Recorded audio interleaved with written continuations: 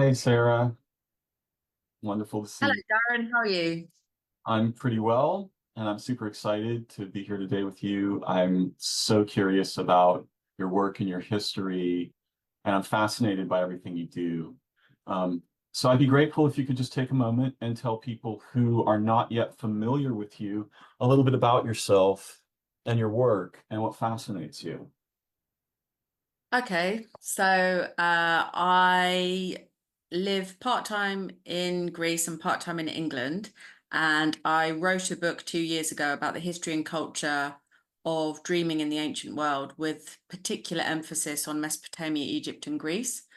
And now I'm running dream-themed retreats in Greece and other areas where there are ancient temples dedicated to sacred sleep or divine dreaming. So that's what I'm up to these days. And I guess I got into this whole area because I've just always loved dreaming and been a lucid dreamer since I was a kid.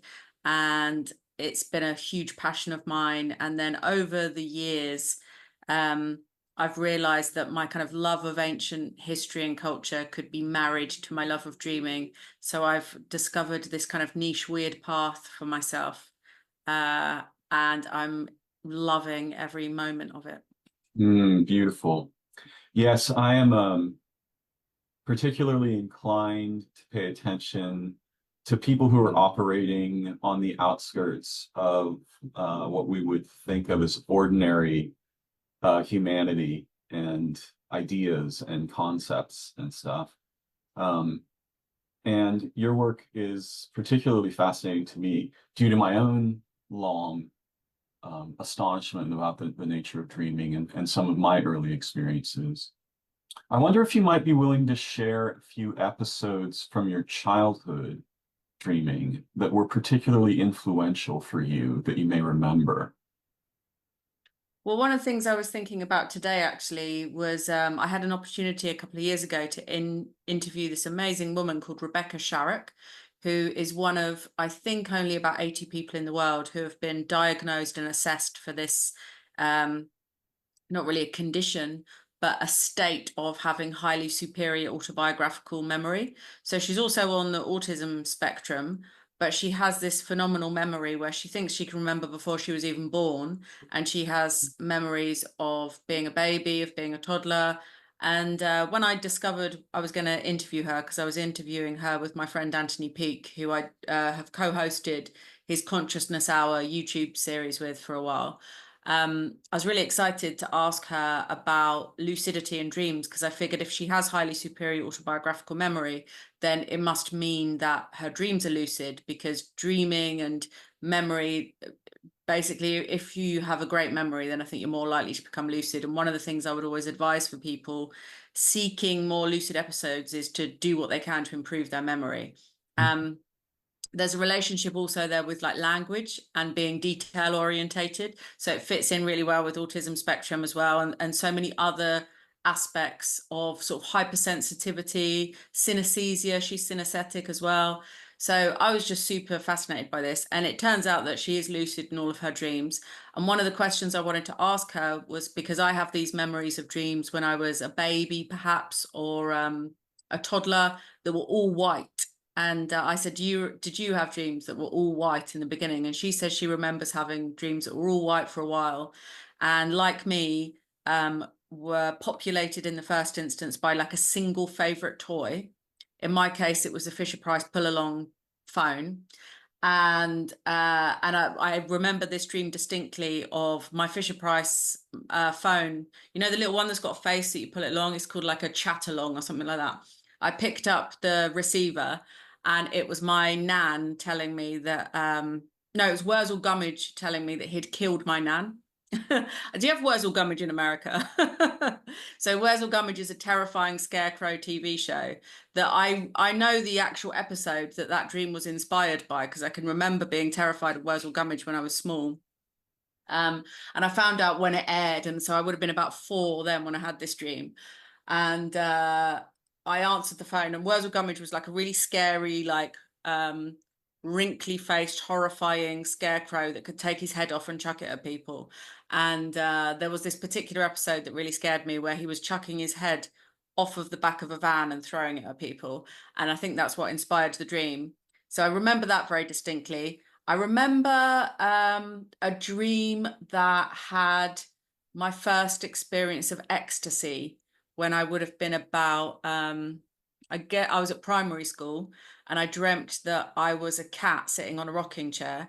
And I guess I'd had lucid dreams before then, but this dream was lucid, and I had this like bodily sensation of ecstasy, like this euphoric feeling, which I've come to since really associate with the lucid state.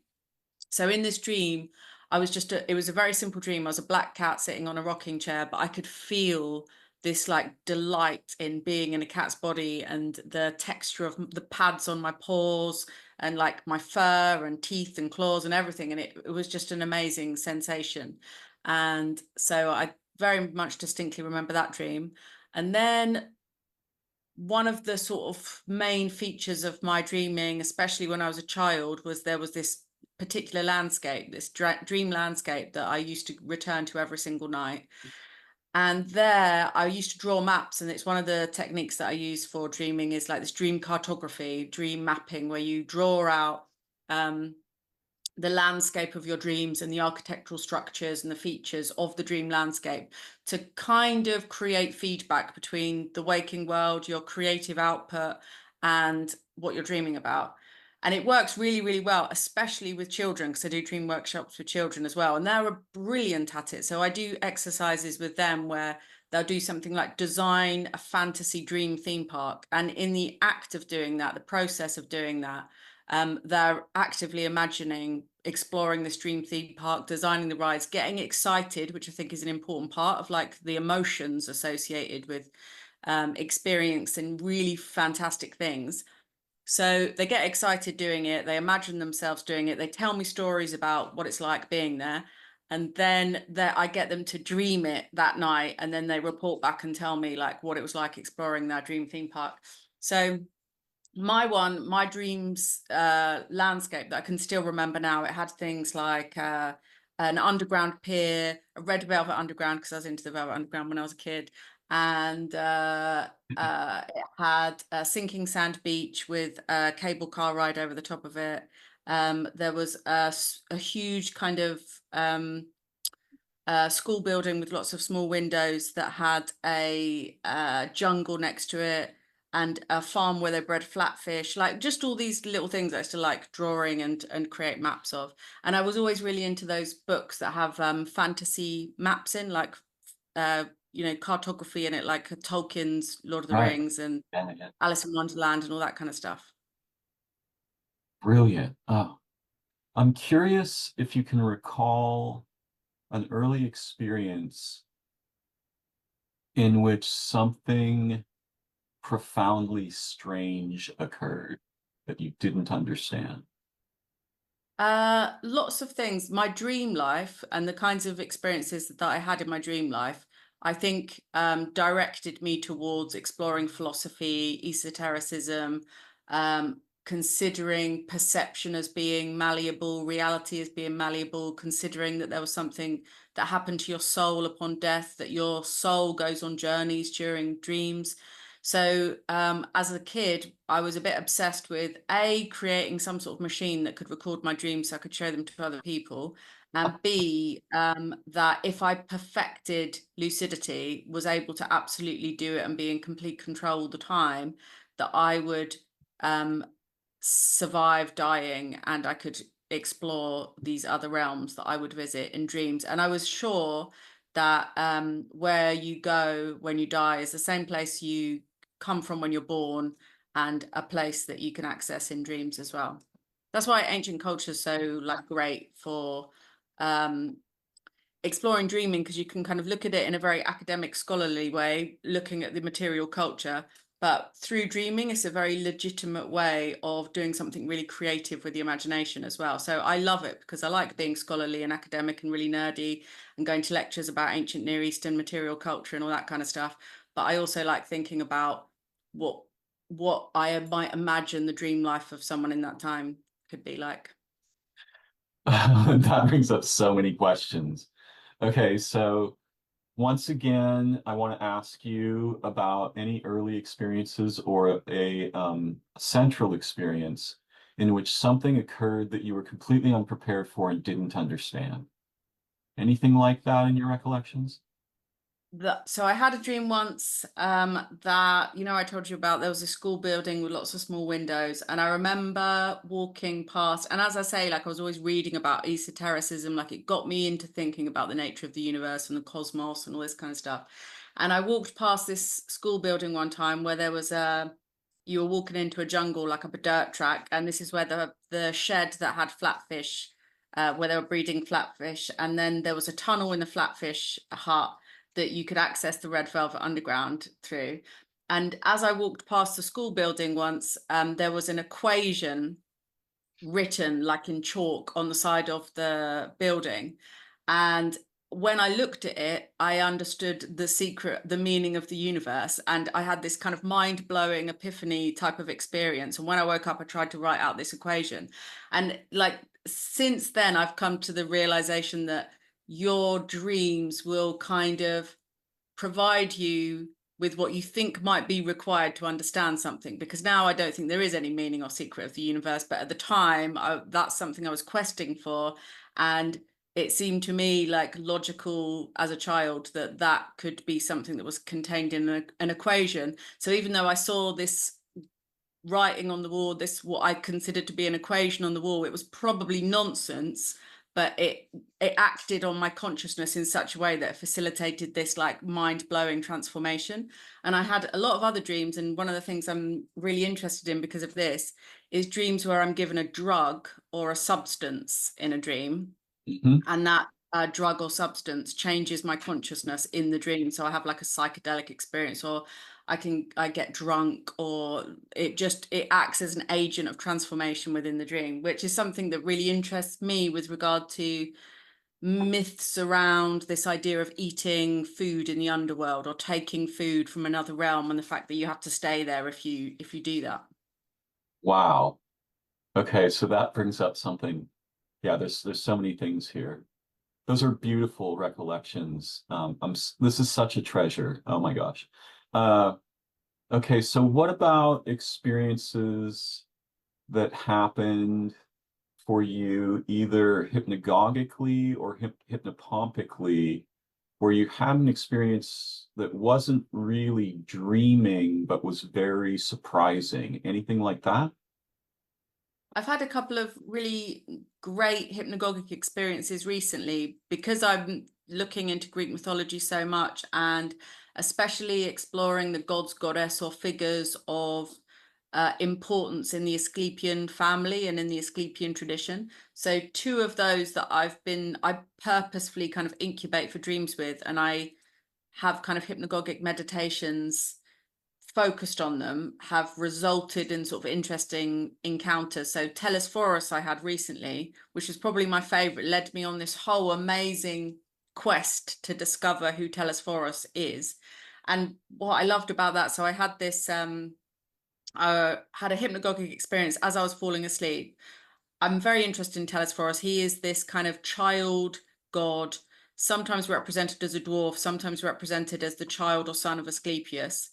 And he, you know, we're told he represents the completion, his kind of the personification of the completion of the cure and the successful treatment of a patient entering the holistic healing sanctuary of Asclepius. And he's mostly associated with the site of Pergamon, the Asclepion of Pergamon in Anatolia. So as I was falling asleep, Telesphorus came to me in an image and told me that if I wanted to know him, then I had to really know his name. And that was it. It was just a very direct, succinct message. And so I started to look into his name and think about him a lot, and meditate on it, and look at all the statues I could find of him and all the records I could find of him, anything in stories that I could find. And one of the other things that came through in that as well is that I might find him in folklore or fairy tales as much as I might find him in mythology. And he is supposed to be supposed to be a figure from Celtic mythology. Mm. That's the idea. Um, But then the next day I received an email from someone saying, I've just seen this little Telesphorus in a French museum, completely out of the blue. And they sent me an image of the Telesphorus that they saw. And that was like validating. So I got even more into it. And I wrote an article about how one of the other things, it wasn't part of the hypnagogic experience, but something that came to me is, you know, like sometimes just information just sort of comes out of nowhere, doesn't seem to relate to anything you're thinking about at the time. You might not even know exactly what it's referring to. But one of the things was that I thought Telesphorus was born with a cool.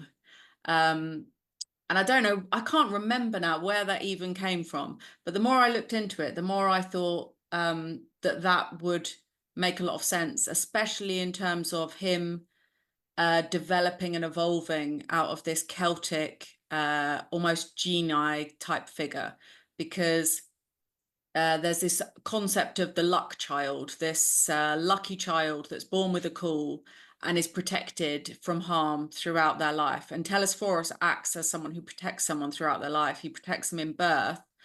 He brings them into the world. He's often associated with women in labor and facilitating an easy journey from the mother into the world.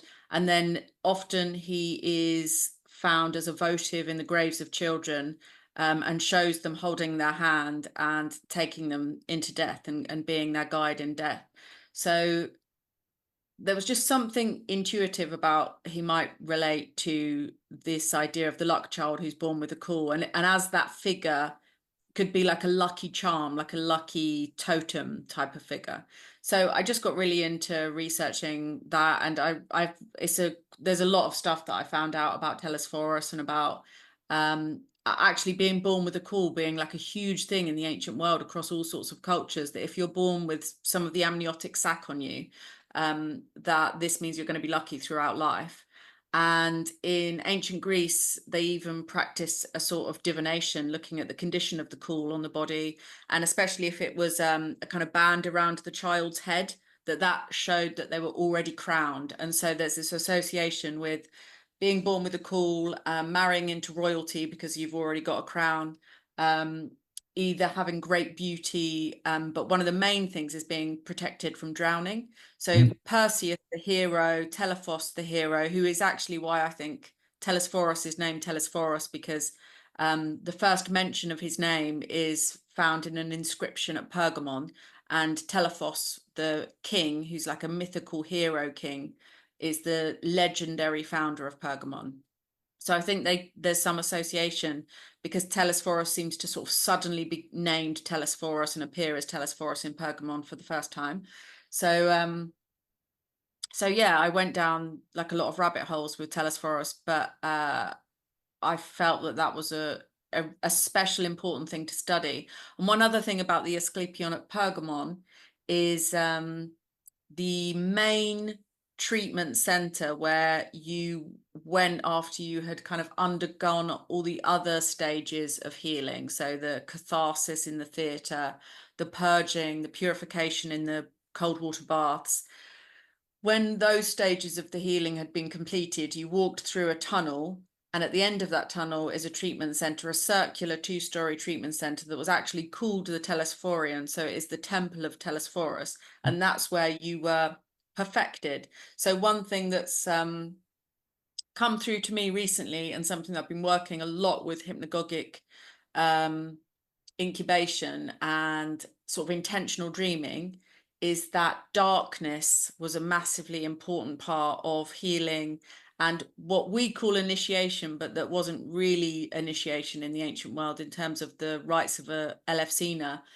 This idea that you are perfected in darkness, and that darkness itself is a kind of ritual practice to reveal the divine presences of gods and goddesses. So I've recently started working with Maria Maragou in Greece, and she sort of specializes in deep etymological analysis of ancient Greek words and is incredibly passionate about it, and has spent years researching the Elefsinian mysteries. And you know, her description and her explanation for what was happening in the telesterion, the initiation hall, is that the telesterion, the word telesterion, the root of that means something like the place where the perfecting rites were carried out. And one of the things that Maria says that I find really interesting is that 30,000 people would take part in that Sacred Way pilgrimage. 3,000 people were allowed to pass into the sanctuary and could take their place in the telesterion.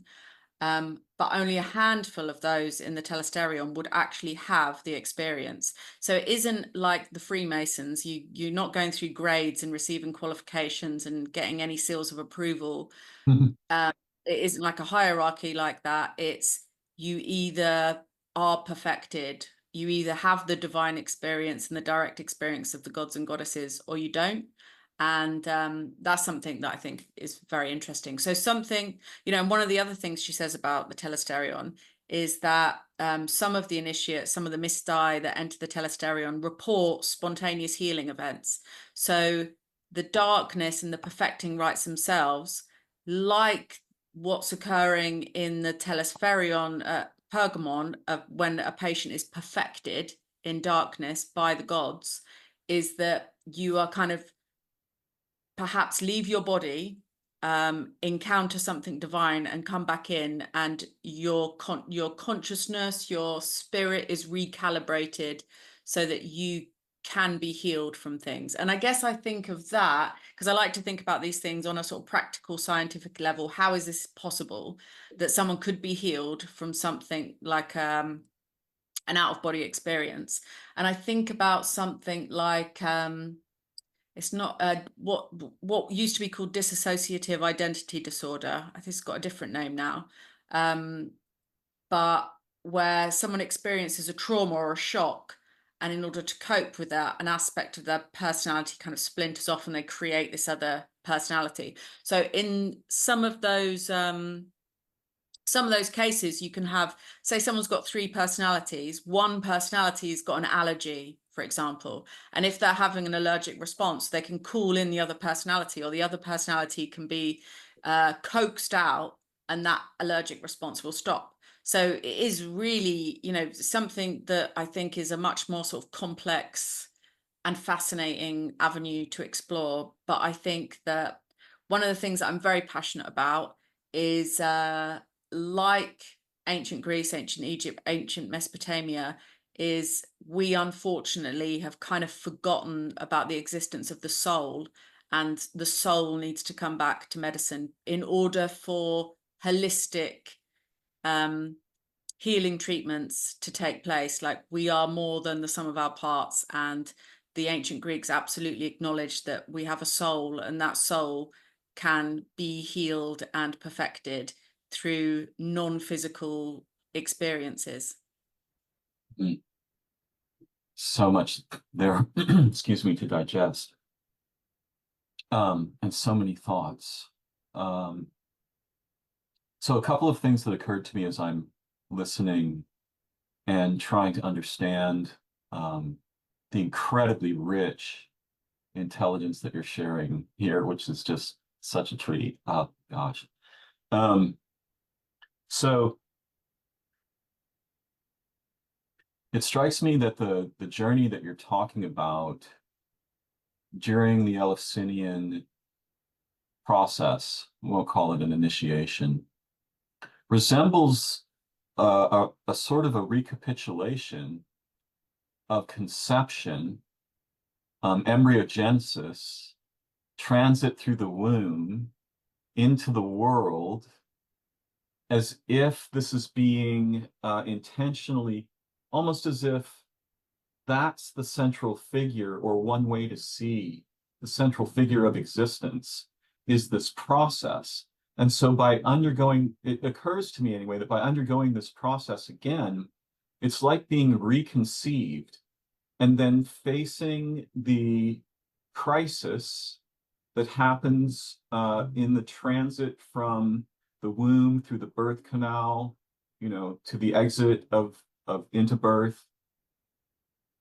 And somehow, for some reason, the telestarium reminds me of what the child encounters in their first moments of existence, right? They're surrounded by beings, right? And these beings mediate the experience of the transition from the existence in the womb to the existence in the body and the human world and things like this. And so it seems to me that the telesterium might be reminiscent of those beings that mediate conception and embryogenesis and have purview over the transition from the womb to birth. What are your thoughts? Yeah, well, I think that that is something Maria would definitely resonate with. And she talks about this idea of ensouling matter, and that it is this opportunity to die and be reborn consciously. You know, when we're first born into the world, we don't know what's going on. If you have that second death, it's less about the death part and more about the rebirth, but the death is necessary for you to experience the rebirth. And you get something very similar happening at the holistic healing sanctuaries of Asclepius as well, where Hypnos, the god of sleep, is seen as the brother of death, Thanatos. So you go for your sacred sleep in the Enchimiterion, and that serves as a pseudo death from which you wake up, and your unhealthy sick self dies in the Enchimiterion, and your healthy self is reborn to the world. And so people entering, there is an initiatory quality to going to a holistic healing sanctuary of Asclepius. And one thing that I think is really important to consider with regards to the mysteries of Elefsina as well is the Mistai would begin this process of self-change and self-improvement 6 months at least before. So the Mystagogue starts teaching them the ways to live a better life in the spring. And that 6-month process, they're like trying to be better and nicer and a good person every day and improving themselves. So when you get finally to the telesterion, it's this huge climax. It's a huge moment of realization that you've been preparing for 6 months. And for me, it's an opportunity to be consciously born, to be the person that you want to be the better person with all of your faculties and everything that's gone before. It's an opportunity to get rid of everything that doesn't serve you up until that point and embrace a new life. And it reminds me as well of the Oracle of Trophonius, where you have to drink first from the waters of oblivion, of Lethe, and then you drink the waters of memory. So, you know, it seems weird that you drink the waters of forgetting and oblivion, but I think sometimes in order to grow and in order to upgrade to the better version of yourself, you have to forget the stuff that's gone before and embrace the new remembering of what you're about to encounter. So you drink the waters of Lethe, and then you drink the waters of Mnemosyne, so you can remember what you're about to encounter. But with regards as well to this idea of the womb and the Genesis, you know, just the goddesses, you have Dionysus has an important role in the mysteries of Elefsina in his role. He's like a torch-bearing version of himself. It's a special version of Dionysus, especially for the Elefsinian mysteries. And Persephone is called Kori at the Elefsinian mysteries. So she's the maiden, and you know the word Kori, the etymological root of it comes from sprout. So she's like the essence. She is, you know, me and Maria even discussed perhaps the word core comes from Kori And in some way. chorus? Yeah. So Demetra is the earth mother, and Kori is this sprout, this essence, this first shoot of life.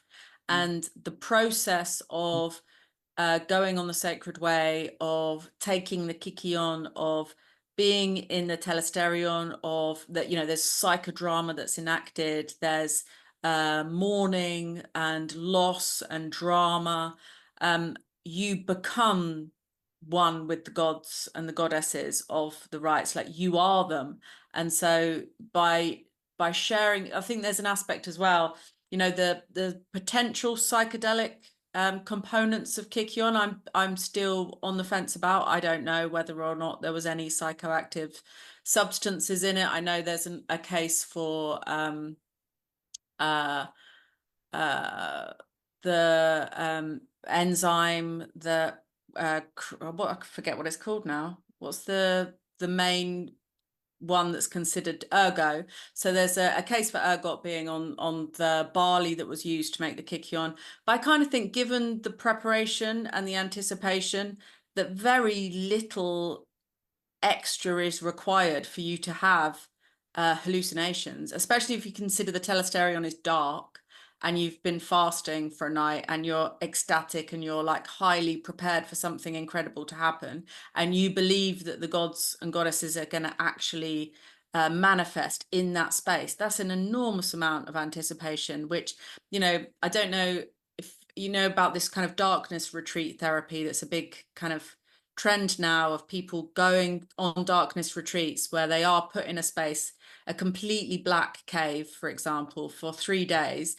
And I think it's like something within 50 hours, you begin to hallucinate, vividly hallucinate. So it takes very, very little for human beings to start hallucinating. So for the kykeon to be packed full of ergot is kind of unnecessary, but I also wouldn't rule it out. And there were fields that were dedicated to growing the barley that were used to produce the kykeon and all this kind of stuff. But for me, the taking of the kykeon is more about kind of theohenia, the idea of having this sacred meal with the god, this divine hospitality.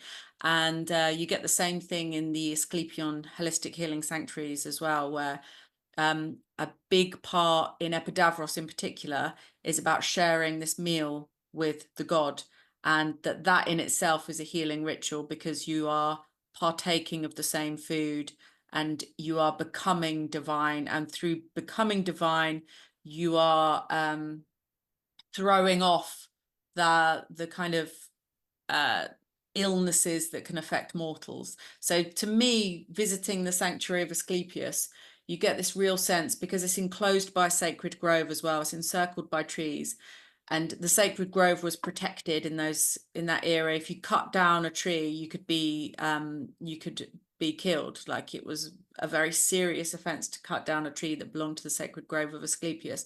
And that sacred grove acts as a kind of buffer zone between the mortal world, the ordinary world, and the world of the gods and goddesses. And there is something, it's a big sanctuary, the one at Epidavros. And actually the footprint of it in terms of the archaeological site today is a bit smaller than what it was originally, because there are other temples on the outside of the archaeological enclosure. But the place really feels like it was a place where the gods lived. And I think there's also something for me that's really important of how beauty and nature can heal you. And that if you find yourself in a beautiful environment and you're surrounded by biodiversity, that just helps encourage healthful life. And Aegea, who is Asclepius's daughter, you know, she's often called the personification of health, but really her name means whole. She's wholeness. You know, she is like perfect harmony and wholeness is health. And so this very important way of considering healing as being wholeness is something that I think we would do so well to return to these days, especially with regards to considering beauty and nature and treatment for the soul. Wow. Okay, I have a million things in my mind. Let me walk through a few of them. When you were first describing, and by the way, Maria's work is absolutely fascinating. I hope to do an interview with her sometime very soon. I'm so grateful to you for introducing me to her work. She is absolutely brilliant. I've listened to the recording that you shared with me over and over and over again. And every time, it's one of those things where every time I listen to it, it's as if I'm being, it's like I'm being transformed inside, right? I see totally differently each new time, which kind of reminds me of the process of having a day of waking life, falling asleep, dreaming, and then awakening again, right? There's so much here that's fascinating, because one of the things now that may be different for the woman that you were describing in the early part of the interview, I can't recall her name yet. Um, it may be different for her, and it perhaps Rebecca Sharrock, say again, please. highly superior autobiographical memory. Yes, yes. Rebecca Sharrock, yeah. Um, Rebecca Sharrock. Charrick. So for her, it may be different. I'm not sure. But one of the things that I find very profound, and I've been long fascinated by dreaming, and I've made discoveries of my own that I think are unusual. But okay, so the concept of lethe, right? Being dipped in the waters of forgetting, and then being dipped in the waters of I pronounce her name Mnemosyne, but I think you called her how do you pronounce it? Well, I mean, I'm not that bothered about pronunciation as long as, well, I like saying Mnemosyne, Mnemosyne. Mnemosyne. When I first wrote the book, I thought it was Mnemosyne. Mnemosyne? Yeah, but I say Mnemosyne now. I mean, I guess because I'm in Greece, people are saying things back to me and I'm trying to remember how they're saying it. Of course. Do you recall how Maria says it? I think she says Mnemosyne. Okay. So first of all, we can imagine a very simple metaphor, which I think is trivial, just the metaphor of a chalkboard, right? We write on it, and then it goes back to black, and now we can write anew. Um, and I've been fascinated by the concept of lethe, and of course, this is the root of the word in English lethal, right? To mean deadly. Um, so when I awaken in the morning, it is as if a vast array of memories of Darren, his history, what has harmed him, what has given him joy, what he regrets, all these things, right? This is a vast weight to carry. Yeah. And most of that stuff disappears when I go to sleep, right? It doesn't really accompany me. It doesn't accompany me in my dreaming in the way it accompanies me in my waking life. Let's put it that way. And also, when I wake up, there's this long linear continuum of Darren, right? That I know and is familiar, and I have the things I have to do and the problems I've solved and so forth, and all these things, right? Like a vast library of stuff. Whereas when I begin to dream, it's like a new world. My dreaming self does not recall yesterday's dream, right? Though it can. It's not, it's not a law, it's a principle, right? Yesterday's dream can certainly influence what I dream tonight and so forth.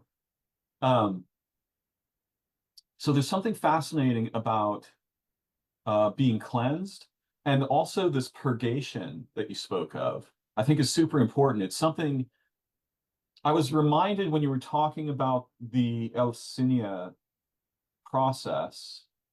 And by the way, Maria pronounces it Elef, not Elus, Elef, right? Elefsinian, or perhaps you could correct my, is I say Elefsis and Elefsinian. Elefsis and Elefsinian. Okay, great.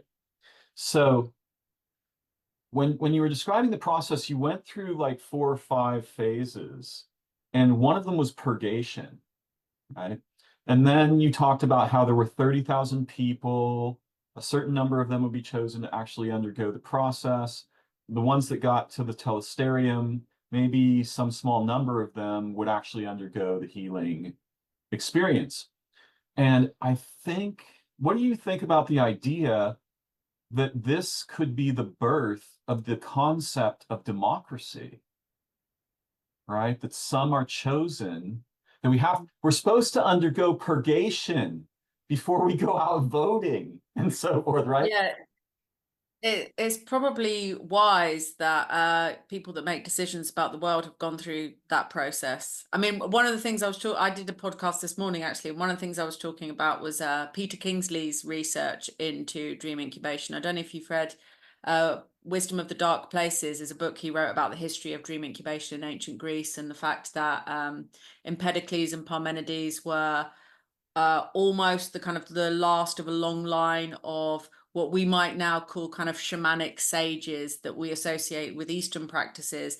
But there was a tradition in Italy and Greece in the polis around the Greek world of a kind of wisdom system and tradition that unfortunately was lost, and that he talks about dream incubation being something where people that were leading communities and the heads of these polis or these elected members would purposefully dream to make decisions, to write the laws of the polis.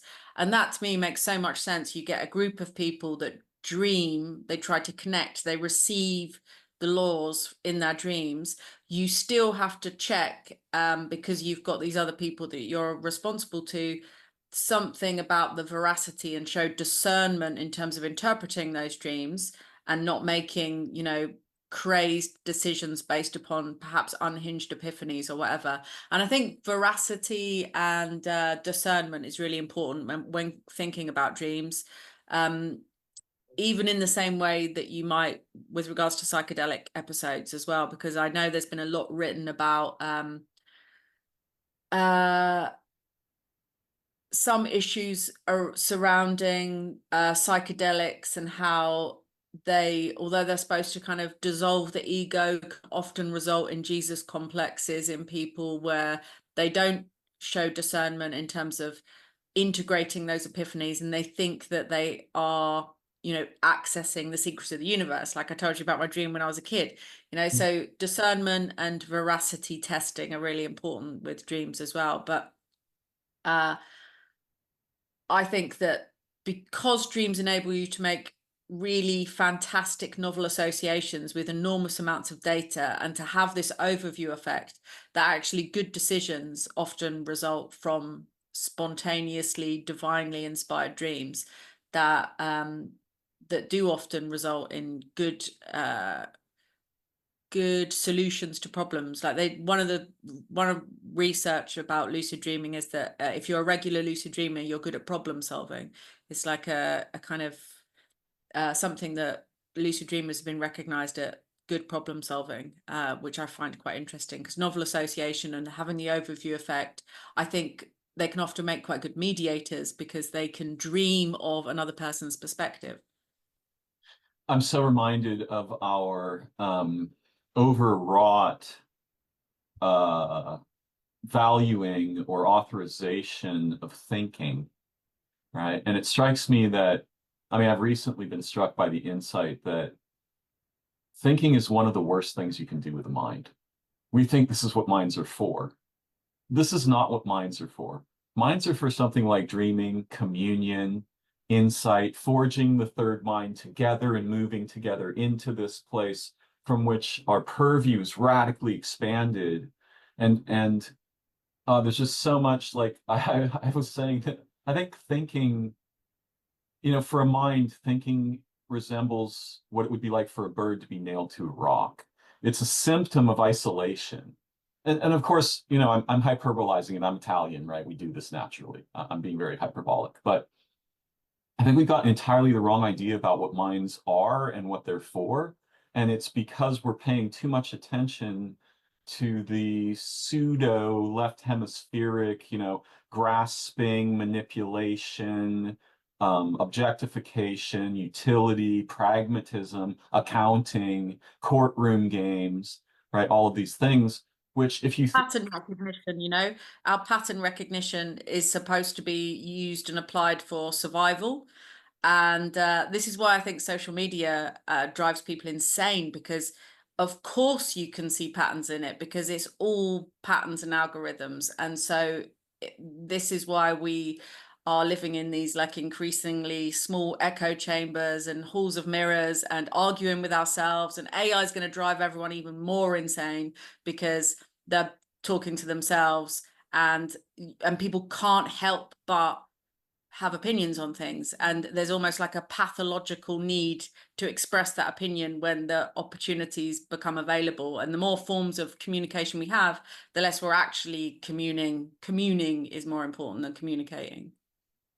So I think in our common daily lives, and those of us who are not particularly well versed in the wisdom of dreaming, we place far too great an emphasis on thinking. And I honestly believe that there's a place for thinking, right? I don't want to just throw it out the window. But in an actual communal situation, the amount of thinking we would do is vastly minimized.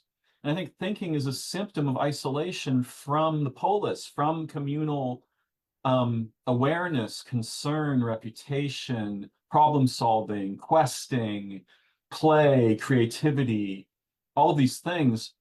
And I don't want to just go on about my perspective here, but there's a couple more things I want to say. Now with AI, the humans are going to invent a mechanical god. What could go wrong? I mean, that's going to go great. Every massive upsurge in technological development for the humans has almost been the opposite of something like the development of awareness, communality, presence, authenticity, resurrection, rejuvenation, all of these things, right? And but I don't think the humans realize that our technologies are cygenic. They produce mind states, the same in a not dissimilar way that drugs do, right?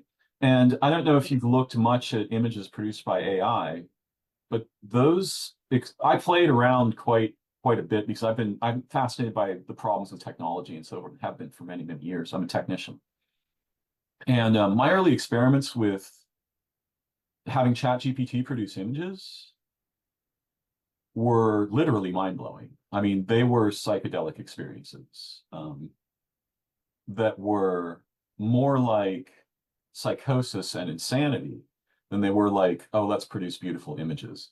Um, so I'm fascinated by all of that, but I want to stay on topic here. And there's a couple of things. Well, I mean, that's something Yeah. that really interests me as well. And I'm really interested in how material culture influences um, perception of reality and structures of reality. So you look at the early creation myths, and they tend to rely upon the material culture of the time and the technology of the time. So you have people being created on a potter's wheel, for example, or, the earliest ones are people coming from the stars.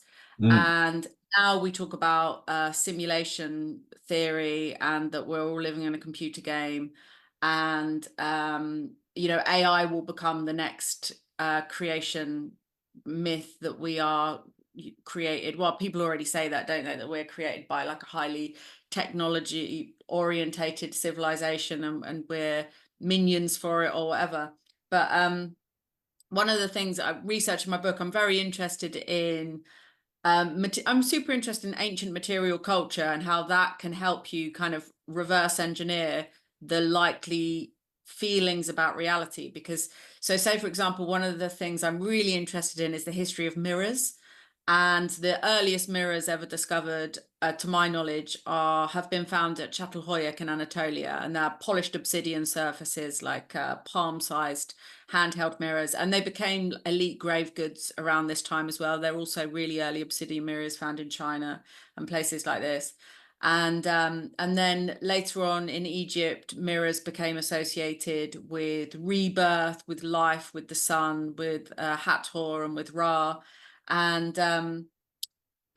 when glass and mirrored surfaces were invented, one of the kings of France developed this condition called the glass delusion. So I think you're completely right. Material culture does reflect back to us our sort of psyche and vice versa. And we are augmented and changed by our habits and cultures. And the glass delusion means that you believe you're fragile and that you could shatter, because there's this kind of over associating with the material world, I guess. And I think that's why so many kids kind of go crazy when all they have is the internet, and they don't have physical one-on-one interactions with people very often. They don't have to even acknowledge their physicality. They can exist in a completely cerebral, virtual way, and therefore they're disconnected from their body and they feel uncomfortable in their body, as you would if you are sitting down all the time and looking at a screen. It's the obsidian mirror. This is an obsidian mirror. And Yeah. so is the computer, and so is the television, right? We keep this in our hand at all times and it lights up. I mean, we should think very carefully about the metaphor, what this is replacing, right? Because part of what this is replacing is something resembling a guardian spirit or intelligence that connects you to the sky, right? Mm. And It's always as well, it's a portal to another world. And mhm, instead of another world of our imagination or of our collective psyche, it's an other world generated by companies and by other people. So it's um, I think of these modern devices and the modern technology as being kind of outsourcing our memory. So instead of sending the tendrils of our memory out, we are being kind of severed from that connection and that memory. I mean, one of the things I think in terms of acts of worship and in terms of what dreaming teaches me more than anything is that the point of a human being is to create biodiversity on Earth and celebrating life, because life is creating energy and working magic. mhm. And so, one of the things I really love about being in Greece is there's an archaic nymphaeon on my road, and the little wild tortoises gather around there and butterflies. And for me, it's like, well, the nymphs are still alive because the wild tortoises are nymphs and the butterflies are nymphs and the birds are nymphs. So I can feed the nymphs and honor the nymphs still. And I think that, I've got friends that work with nature connection and psychedelics, and they talk about nature appreciation. And one of my friends, Sam Gandhi, talks about shifting baseline syndrome, where as modern humans, we can't really appreciate how much biodiversity has changed in the last few generations, because passenger pigeons used to blacken the skies over America and are now extinct. Things like the amount of life, the density of life. And I think the density of life is more than just about living organisms. It's about spirit, nature spirits. And the more we look after and cultivate and culture life and biodiversity, the more nature spirits we're creating, and the denser and thicker and more connected that web of life can become, and we will feel more part of it. The more nature that's around us, the more we can feel like we're dreaming with the planet. I mean, I would argue that the humans are profoundly confused in asserting their separation conceptually, or their supremacy over nature. It seems much more to me that our capacity for memory and intelligence floats on an ocean of biodiversity. And as we burn that down, we get dumber. And what the problem with getting dumber that way is, the first thing you lose is the capacity to tell that you're getting dumber, right? Like if you're being deprived of the faculties that you need to understand that you're being deprived of something, it quickly just becomes a cascade. And one imagines that to exist in the ancient world, surrounded by largely unaffected, just oceans of biodiversity, right? Memory and dreaming were probably a wildly more astonishing experience than what we moderns will usually experience. Not that it's entirely unavailable to us, but I think what I'm trying to get at is, the humans seem to think, you can just kill up a bunch of stuff over there, and you still got your house and your car and your shotgun and your whiskey, you're going to be fine. It's not true. Like, this is our planet is one being, and that Hmm. being also has relationships and friends. And as the humans, I mean, for the Earth, the interval over which the humans have been decimating the environment is very tiny, right? It's like one eye blink or something. But if she wakes up and gets upset about this, and her friends get upset about this, things are not going to go well for us. Let's be really clear. These beings are not, we are nothing compared to these beings. Like we are little dust specks floating around on the surface. So I think our health, vitality, intelligence, memory, capacity for transcendence or awareness or learning, all of these things absolutely depend on biodiversity. And we've just been burning that stuff down and converting it into dead objects and machines and artificial intelligences and so forth. I mean, the idea that the universe is a simulation is hilarious. The idea that the brain is a computer or that the mind is just the brain doing stuff. There's no chance of those things being true, yet they can be mechanically compelling. I want to be careful about not doing too much doom singing. On the other hand, I want to sing the praises of the living planet that I adore, that we both, you know, live for the sake and in the womb, moment to moment of. You can imagine an embryo that just starts attacking, the uterine wall with machines, right? Like what do you expect? What's the outcome there? I mean, what do you get out of that? So I understand. I always think Go ahead. that like the most kind of great thing you could ever do in life is be a gardener, because I've had like a little garden, and I've got a little garden now in Greece actually, and I love having a little garden, and when you grow things, um, you see all these relationships and you love the plants. And I think, a big issue with people feeling lonely these days is they're not able to extend their love or their feelings for anything beyond human interpersonal relationships.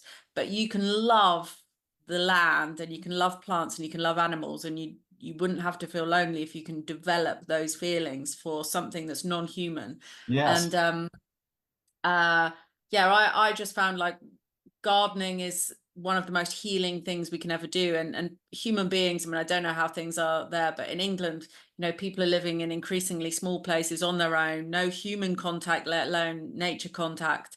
And it's very easy to feel disconnected from the throbbing pulse of life. And one thing that helps you to release a fear of death is feeling that you're part of this fabric of the cyclical nature of life, death, and rebirth and regeneration. So I think, this is something that the people who took part in the Elefsinian mysteries must have felt in a very real, embodied sense. And I've been to the site of Elefsis during springtime, and also I've been to a theatrical performance like at the Great Theatre at Epidavros as well, which is a theatre that was part of the healing treatment. So you'd go to the theatre to be engaged, enraptured, to experience emotional catharsis. Like that is why you went to theatre, because it was healing. It was like a healing rite.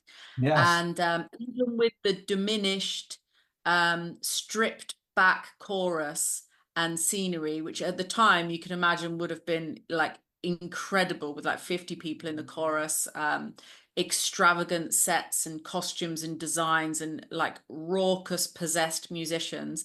I can't even imagine, it must have been wild. And even without that degree of like religious fervor, you can get a sense of how healing it would have been to have had that cathartic experience in an ancient Greek theatre, with especially with the natural acoustics. So, I mean, that's another thing that I'm really interested in, is the appreciation that the ancients had for sound design.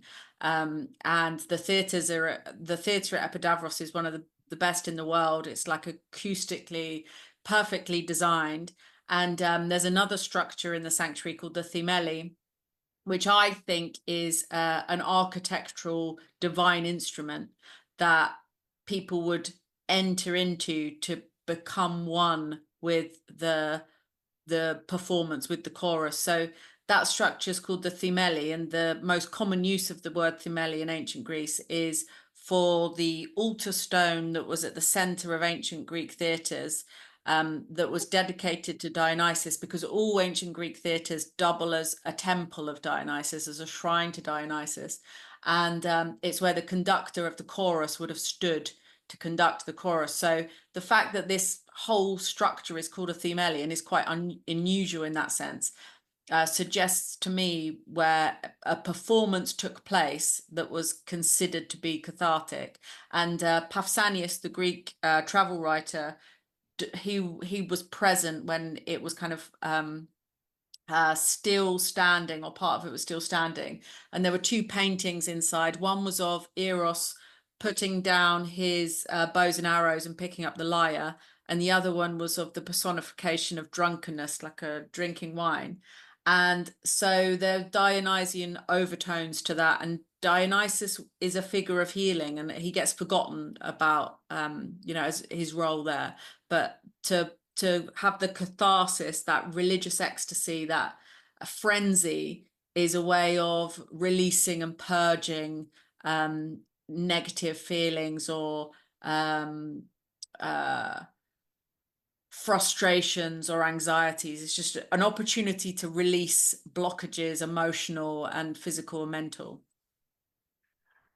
Okay, so many amazing things in my mind again from everything you've shared. But I'm going to circle back to a couple questions that I had earlier in our conversation. I know I am blessed by knowing a number of unusually insightful and intelligent women. Um, and one of the first of these women that I met is a woman named Catherine Ironwood. I think it's like YRONEWOOD. And she used to be one of the publishers of Eclipse Comics. She lives in Forestville now and is something of a Hierophant priestess. Um, and she told me a story in which she would dream about a sort of a village or a town. And she began to draw maps of the town. And eventually she met a man there.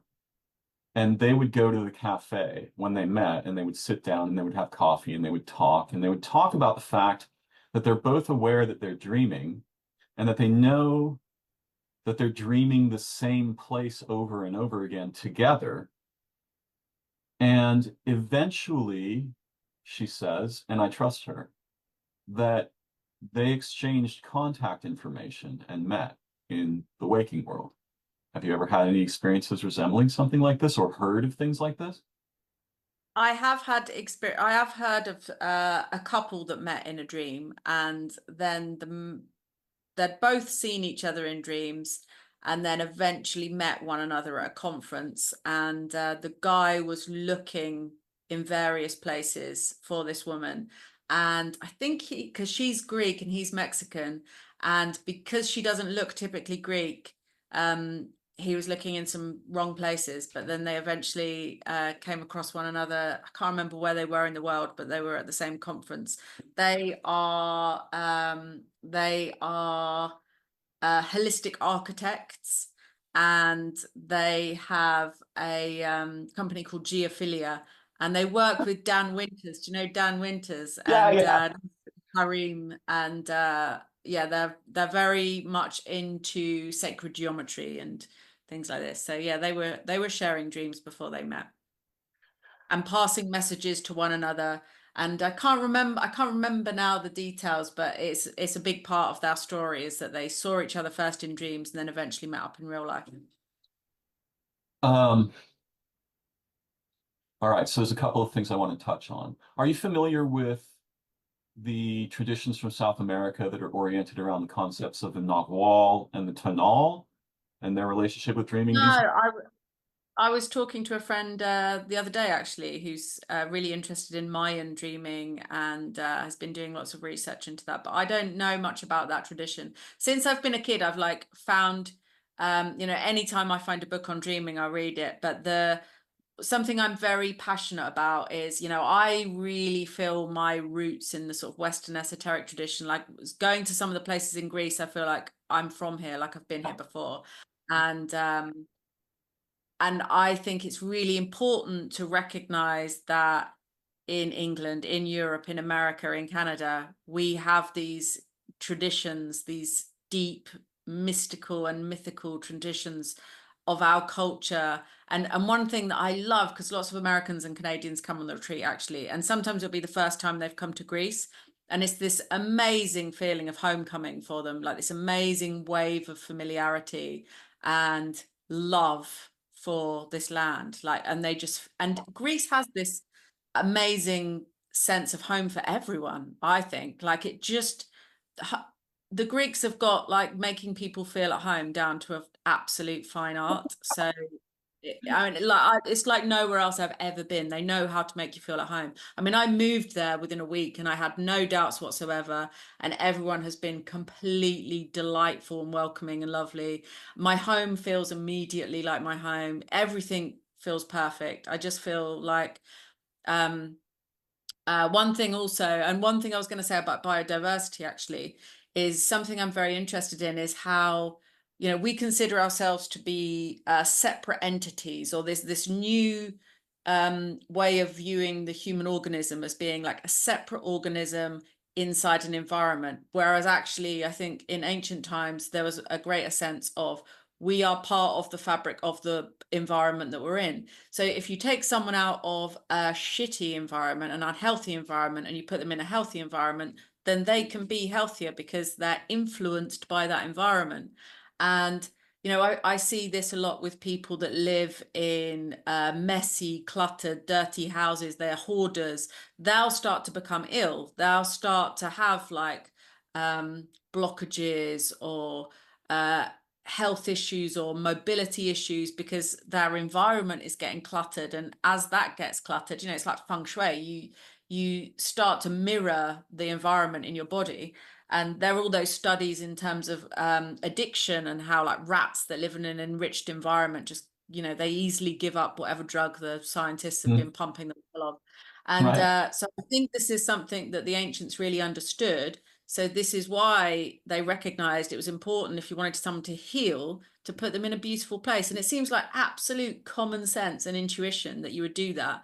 But I mean, the state of hospitals in most Western countries in the world are crazy because there's no appreciation whatsoever that you need a beautiful environment with nice lighting, with airflow, with healthy, delicious food, with gardens, with beautiful things and friendly, kind people helping you. You know, I mean, people do their best in these health institutions, but they aren't considered unless they have an extraordinarily visionary, rich, wealthy sponsor that recognizes the importance of the environment. But the environment is really important as well. And I think we are extensions of our environment, and we should be very careful about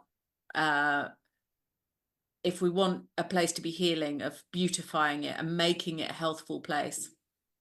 Yes, so this brings up problems in cognition and concept, which is one of my specialties, actually, specializations.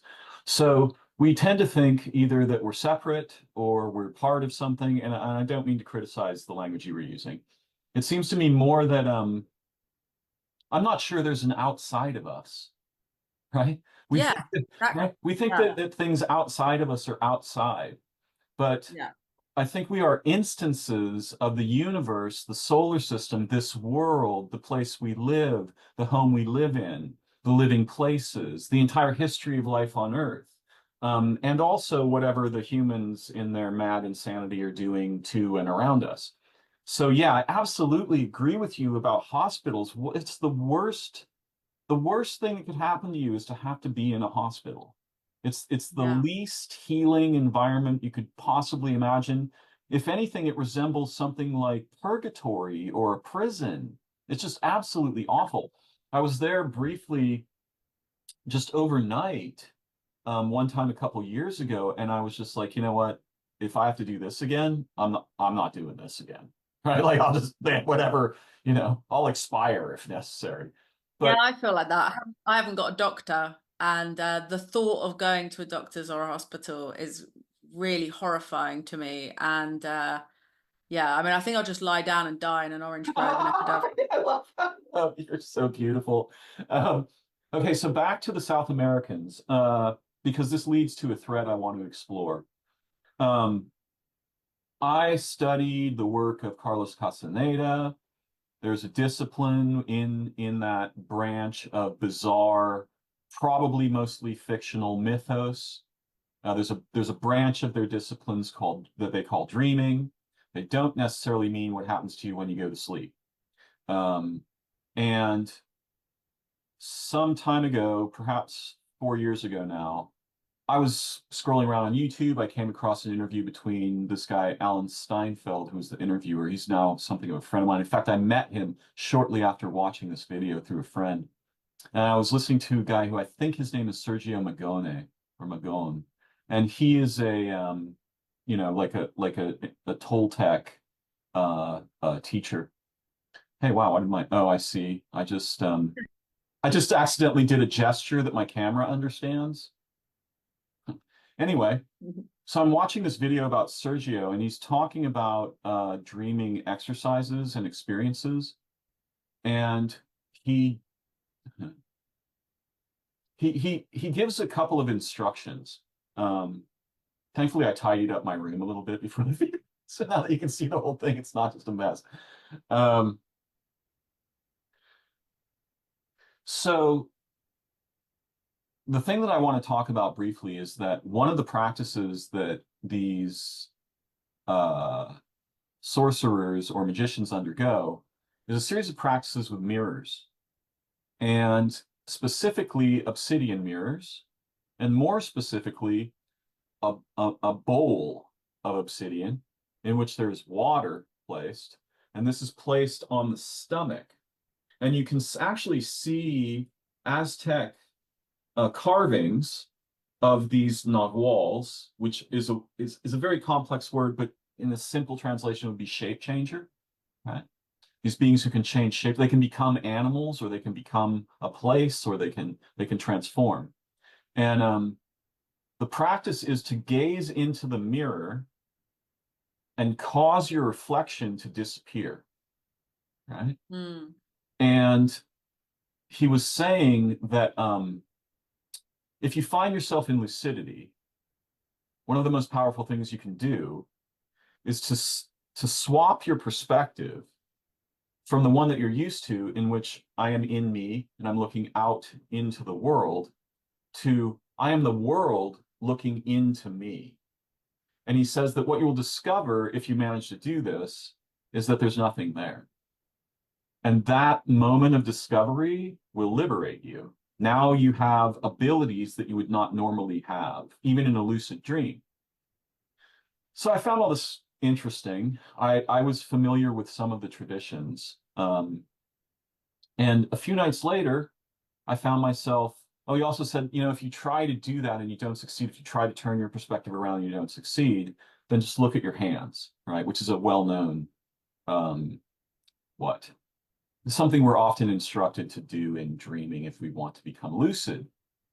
So a few nights later, unexpectedly, I found myself on the roof of my flat while I was dreaming, and I remembered what he said, and I was very surprised that any of this was going on. It was night, and I tried to turn my perspective around, and it failed.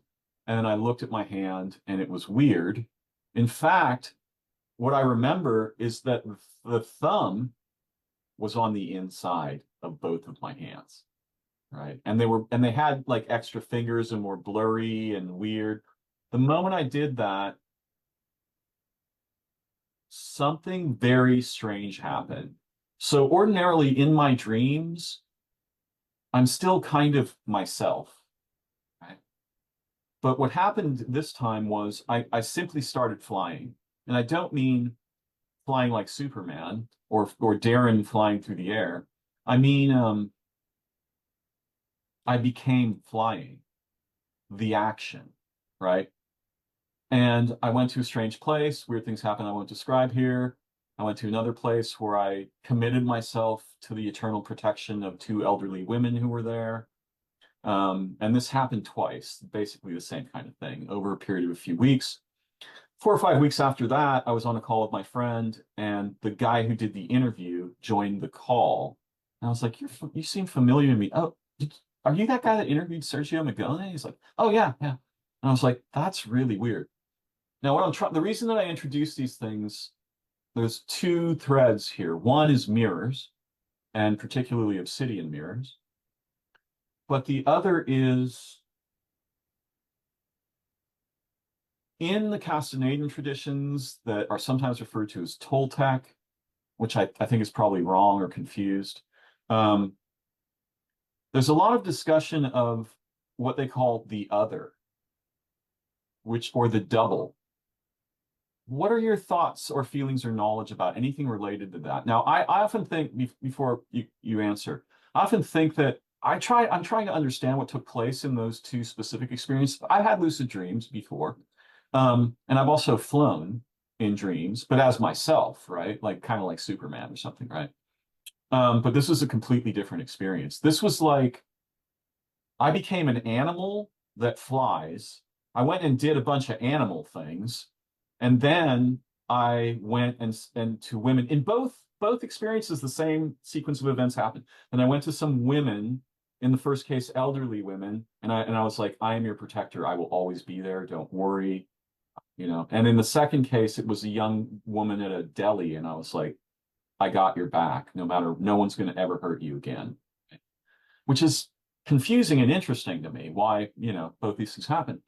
But it seems that there's another aspect of ourselves. And I want to ask you a lot of questions about souls, but it seems there's another aspect. And the other, which is a concept in Castanedian and perhaps some South American traditions. What do you know of this? Do you have any experience of it? What are your thoughts? I did read those books when I was a kid. I didn't realize that's where When this you were a Toltec kid? dreaming. Pardon? When you were a kid? Yeah, those the Castaneda books. I was really into that sort of thing when I, When you when were I was what little. age? I don't know. I got like any books I could find about dreaming. I was reading like J.G. Ballard books and stuff when I was 10 because he had this book called When you The were Unlimited. 10? Wait, you were Yeah. reading Ballard when you were 10? No wonder you're so Well, weird. I didn't like under really get it, but I liked weird, Sure. surreal stuff from a very young age. Me too, yeah. And yeah, I was probably a bit older than 10 when I read J.G. Ballard, but I basically used to go to there was a local library and I used to get any books that had like surreal covers and read them. And because J.G. Ballard himself was a massive fan of surrealist art, all of his early publications had surreal art covers. So I started off because the first book I read of his was The Unlimited Dream Company. And I didn't know what it was Hmm. about. It just had a cool, surreal art cover, and I read it and I loved it. I just thought it was weird. I loved weird stuff from a very young Mhm. age. So I read everything that J.G. Ballard wrote. And so and Castaneda, the books that of his that I found in the library, they all had cool, weird, interesting covers and related to dreaming. So I read those. And one of the things that I find interesting about this idea of double or perspective is something that brings up kind of ancient Egyptian ideas about self and soul and dimensions and qualities of the human being, and how we're more than just the material body. We also have this spirit body, the bar, the car, the yak, the shat, all the different aspects of the human body. And one thing I like to consider as Actually, I well. have my notes about the Oh, Egyptian you've got a stuff nice right here, list. right? Great. So yeah, Yeah. the So, Tut, the Saw, the Ren, the Ba, the Ka, the Ib, the Shut, the Sekhem, the Ak. yeah. I'm So trying to one of remember them. one of the really I mean, I tend to just think about the bar, the car, the yak, the shat, Ren is name. So it's a bit of a different concept of self. It's like Yes, but identity. remember with Telesfordos, he said you Yeah. need to Yeah. right? So you can there's something very important about name, right? He Name said you is so have important because I was thinking about like I think everyone kind of becomes their name, and Mm. it may not be in a way that you is immediately obvious, but there's something always like the name is the first spell. It's like the spell that conjures you into the world. And my name being Sarah, when I was a kid in the 80s, literally every other girl in my class was called Sarah. So I was one of about 9 Sarahs, and we all called each other by our full names because it was the easiest way to distinguish. That's why I call myself Sarah Janes all the time, because my surname's Janes, but it sounds like Sarah Jane, and everyone called me Sarah Janes at school. So I've always thought Sarah was really boring, and I'm very unprincessy, and the Hebrew name Sarah means princess, and that's not really like me. But when I started studying hieroglyphs, ancient Egyptian hieroglyphs, Sarah as a name would mean child of the sun. And I'm born on June the 22nd, so I'm a summer solstice baby, and I'm a complete sun adorer, and I like waking up at dawn, and I love the sun, so I feel utterly like a child of the sun. Yeah, And like raw, right? yeah, Yeah. it's a duck and a solar disk is how I'd write my name. And actually, it usually means son of the sun, but the Sarat, it would have to end in a t to be the feminine, Sarat. But really, like the essence of my name is like child of the sun, which I love. So I do think there's something about that, like even if it isn't the obvious etymological root of the name, there's still something like that you can find where your name makes sense for you. Oh yeah. So one of the things I like considering looking at this different aspects of the human being in Egyptian conceptions of reality is that all of these aspects pretty much dwell in the ib, in the heart. They're not in the brain, they're not behind the eyes. So this idea of where are you emanating from? Where is the center? Is the ib, is the heart, which really transforms the way you navigate the world if you think you're emanating from the heart area as opposed to behind the eyes, which is generally, I think, conceptions these days tend to be the brain and the eyes. It's always fascinated me that when I was running my lecture series down here, I had a lot of neuroscientists and people that are researching psychedelics from a neuroscientific perspective. And they would do things like brain scans to work out what psychedelics were doing. And I was like, that's really limited because you're a holistic organism system. And there's like serotonin receptors in the heart, in the gut. There are brain cells in the heart, like the whole body Serotonin. integrated. So to just scan the brain and think from that you can really know what's going on is weird to start with. It's So I also found that quite. so I work with a neuroscientist who's, had some experience with psychedelics, and he would say, wait a minute, you're taking still photos of states of the brain? Are you taking still photos of the flow of a river? Where's the Mm, flow? You don't see the flow. And yes, the brain has been around for 1/7 of the history of organisms on this planet, right? So if you take that and divide it into seven, you know, for this many, there were no brains, and the primary organ of knowing was the gut. And if anyone's ever done psychedelics, they're going to notice that the beginning of the changes happen down there, right? They don't happen here. You feel your gut undergoing some kind of or at least I have, perhaps it's not the same for everyone, undergoing some kind of transformation, right? And then that leads to cognitive and sensorial transformations, which I think, the neuroscientists were expecting to find. Oh yeah, this leads me back to a bunch of other topics. We're expecting to find hyperactivation, and what they found was mm, inhibition, right? yeah. They found like stuff that normally keeps stuff clamped down to reduce feedback across systems loosens up, right? And that feedback is probably what we're experiencing as psychedelia. Now, I want to circle back. So first of all, do you fly in dreams? Have you had flying dreams? Yeah. And actually, talking about flying is interesting.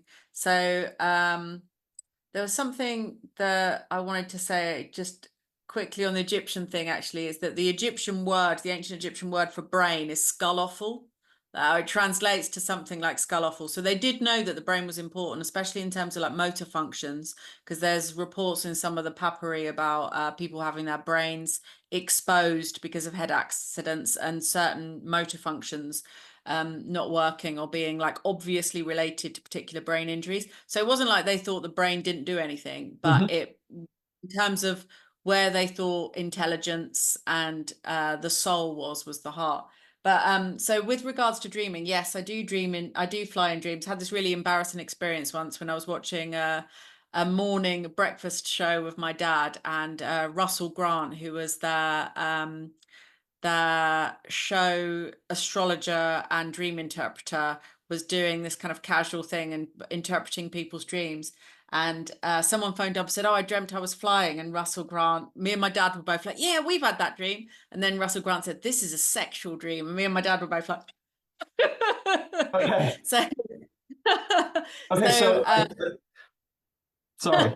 No, this is super important. So I was very surprised by what took place after I became flying in the specific way that happened after, I saw Sergio Magone. I think that's his name. Because in both cases, I went somewhere, had a bunch of sex, and then went somewhere else and said, "I'll protect you forever," right, to these women, which I didn't understand at all. It wasn't like I'm like, what was going on here? First I'm flying, then I remember I said I'm doing a bunch of animal things, right? So I'm doing these animal things, right? And I was trying to, keep it on the down low. But there's a variety of threads here that I think are important to our conversation that I would like to draw into it in the best kind of way possible. And I understand why both, especially if you're sitting there with your dad, right? And they're like, "Oh, this is a sexual thing," right? You both just said like, "Oh yeah, I have things like this," and then you're looking at each other like, "Wait, sex?" um, but okay, I'm trying to organize the threads. So ecstasy, right? And it's the humans are us modern humans. I often do this. I'll say like the humans as if I'm not one of them, but it's because I'm not merely human.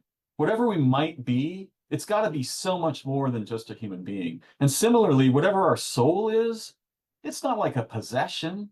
It's not like a thing in a jar, right? It's some kind of wild, amazing constellation of histories and brilliance and awareness and beauty and like the virtues and all of these things, right? It's not we tend to have in America and we who speak English, we have this sort of problem with one thing mind, right?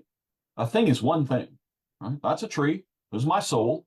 My soul's inside my body, and if I die, it goes outside my body, and whatever.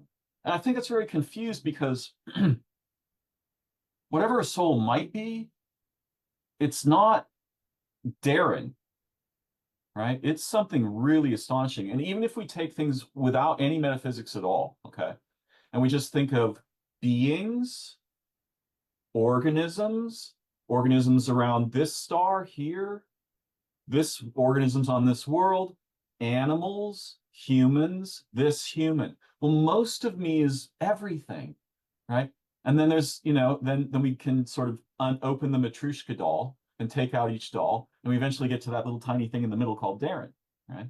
So I think it's really important if we're going to think about something as astonishingly unimaginable as what a soul might be, we better be really creative, right? We better not just be thinking like, "I got this thing."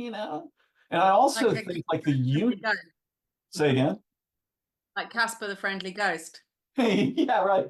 I also think that like it's as if, okay, imagine a child who's like flying a kite, right? And the kite goes up in the sky, and the child's like, it's almost as if part of the child is in the sky. It's very exciting when you're a child, not necessarily when you're an adult. But I kind of think like the universe is sort of fishing in material reality, like myriads of beings and forces and histories and such. They form this little thread that comes down and gets incarnated as Darren, and it's like, oh wow, that's terrifying. Hang on a second. My camera's doing something stupid. Anyway, I'm going to try not to pay too much attention to it. Um, so there's so much going on here that is beautiful and astonishing. Um, I just got really distracted. My camera's painting eyebrows on my faces. Can you see this? No, I can't see it. It's totally ridiculous. Um, and it's some high-tech nonsense that accidentally got turned on. Let me see if I can turn it off really quick. I'm not going to spend a lot of time on this. Um, so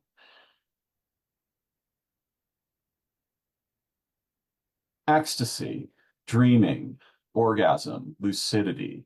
I want to ask you a few questions that I often ask people. Um, do you recall ever having seen the sun in a dream? The sun.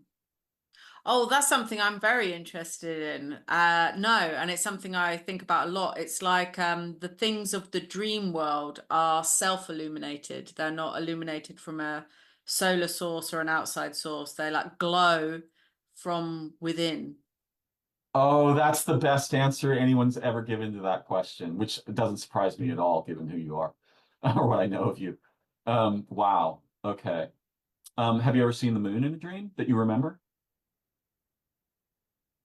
I have stood on the moon and looked at the Earth turning on its axis in a dream. And so I have seen the sun actually, but from the perspective of the moon where the Earth is turning on its axis, like it was different because it still had that that dark quality of light. Wow. But to ask you again, have you seen the moon like you would see it from the Earth? No. Okay. Oh, what about stars?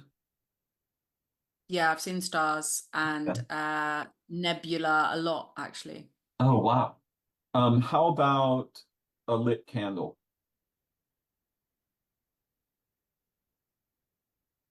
Can't think of a specific lit candle, no. A fire? Yeah, I've definitely seen fire in a dream. Have you ever had a dream that takes place in the room that you're sleeping in? I've had an out of body experience that I was in a dream and I was in the room that I was sleeping in. Yeah. I I had a lot of false awakenings, loads and loads of false awakenings as a kid when, because I had a cabin bed that my dad made, and I think he was drunk when he made it because he didn't have a ladder or anything to stop me from falling out of it. So I think part of the reason that's how I got really good at lucid dreaming because I'd have to lie in it like this to make sure I didn't accidentally kill myself in the middle of the night. And another thing that I think helped was if I needed to go to the toilet in the middle of the night, it was such an ordeal to get out of my bed because I had to like lower myself carefully down, stand on my desk, then get out. And I was a bit scared to do it and didn't want to do it, and I'd get cold doing it. So if I needed to go to the toilet, I would just lucidly remind myself that I mustn't wet myself in the dream because I was still in bed. And so I think that helped strengthen my lucid dreaming powers as a child. Okay, so when I mentioned having a dream in which you're in the room you're dreaming, you immediately said I've had an out-of-body experience. Talk about your first what are your first memories of an experience that is out of body like that? There might have been ones before, but it's the ones of being woken up to go to school are the vivid ones. There may have been ones before that, but I can't remember those as well. The false awakening things were like out of body experiences where one of my parents would come in and tell me that I had to get up. And so I'd kind of dream that I was up and I'd be up getting dressed for ages. And then I'd realize, oh no, I'm actually still asleep. And I'd see myself still sleeping. And then I'd have to start all over again. And sometimes that would happen like 5 or 6 times in a row. Um, and so, yeah, they're the first ones I remember. And I really remember having one time where I saw a disembodied wolf's head standing in my doorway.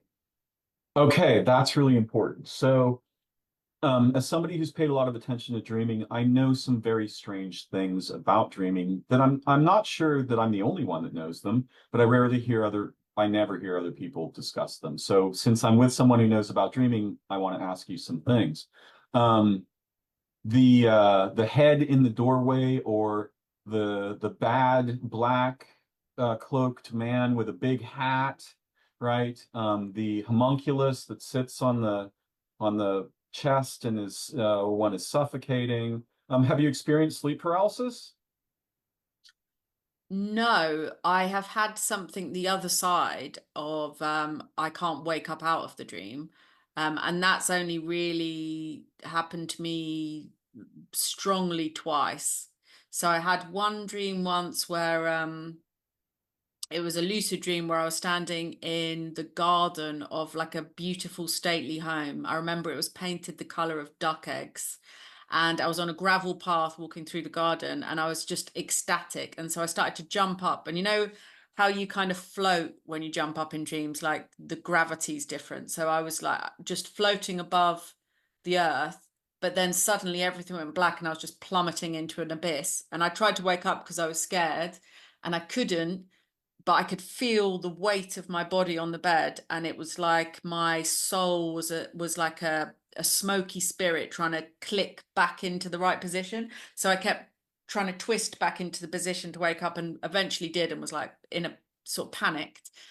Um, and the other one I remember is an amazing like dream within a dream within a dream, where every tearing of the layer of the dream would result in just another layer of dream, and it took me ages to get out of it. And that's, I've only had one experience that was like that, but it was, I'd wake up, I'd think I was in the bed, I'd think I was awake, and I was not. It was, must have been in a really deep state of dreaming. Might have even been carbon monoxide poisoning or something. It was kind of, I remember my friend did have a dodgy boiler, and I did always have really deep sleeps at their house. And I don't usually have problems waking up. I normally wake up quite quickly.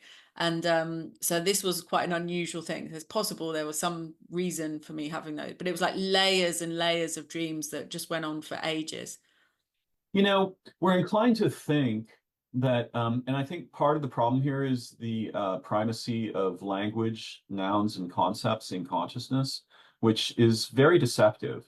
We're inclined to think that if I say the word dream, we always mean the same thing. A dream is, that's that thing we do when you fall asleep, right? We think we know this. But actually, it seems obvious to me, and I suspect you'll agree with me here, that there's a broad continuum of forms of dreaming, isn't there? Yeah. And so there are many different kinds of dreams. And one of the things that distinguishes a specific aspect or mode of dreaming for me is having a dream in the room I'm sleeping in. I dream, and you could call this, we might use the language, false awakening, right?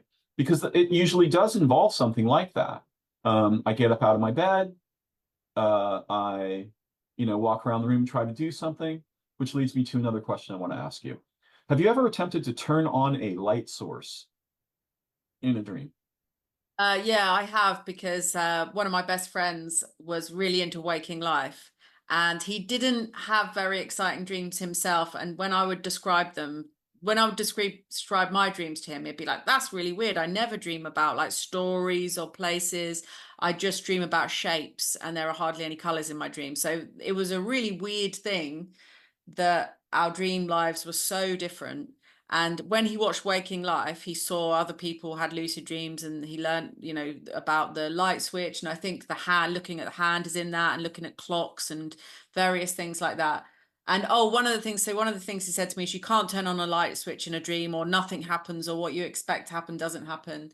And the other thing he said, that you can't read in a dream. So this propelled me to do loads of dreams where I was turning on light switches all the time, or turning switches on and reading a lot of stuff. And so I had a run of dreams where I was writing down words that were coming, I was reading in dreams and looking them up online. And I like reading in dreams, but text does seem to morph, like does tend to morph, or be nonsensical, or the form communicates something to you that doesn't necessarily relate to the actual form of the word. It's like it stands in as a sort of metaphor or a symbolic suggestion of writing. Wow. Okay, there's so much there. Um, so what happens? Do you have memories of trying to turn on a light switch, and what happened? I think all kinds of stuff happen. Nothing happens. Things other than light switches happens, and lights go on. So it could be anything. And I think it's to do with expectation, context of the dream, all sorts of stuff. So usually what happens to me is, and it's not the same every time. I'll try to I'll get up out of bed, I'll go turn on the light switch, nothing, right? Doesn't go on. And so then I'll be like, oh, the power's out. So I'll go get my flashlight and I'll, hit the button on the flashlight. And when the flashlight doesn't go on, now I know like, okay, this something's weird's going on, right?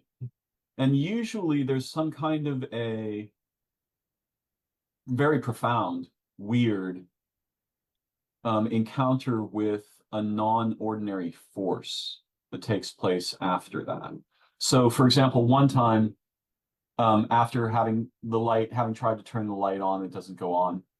I walked out my room, and up my hallway, there's a bathroom door. The bathroom door was mostly closed, and fascinatingly, for reasons I would love to know why, there was a small paper lunch bag in the crook of where the door hinge would be.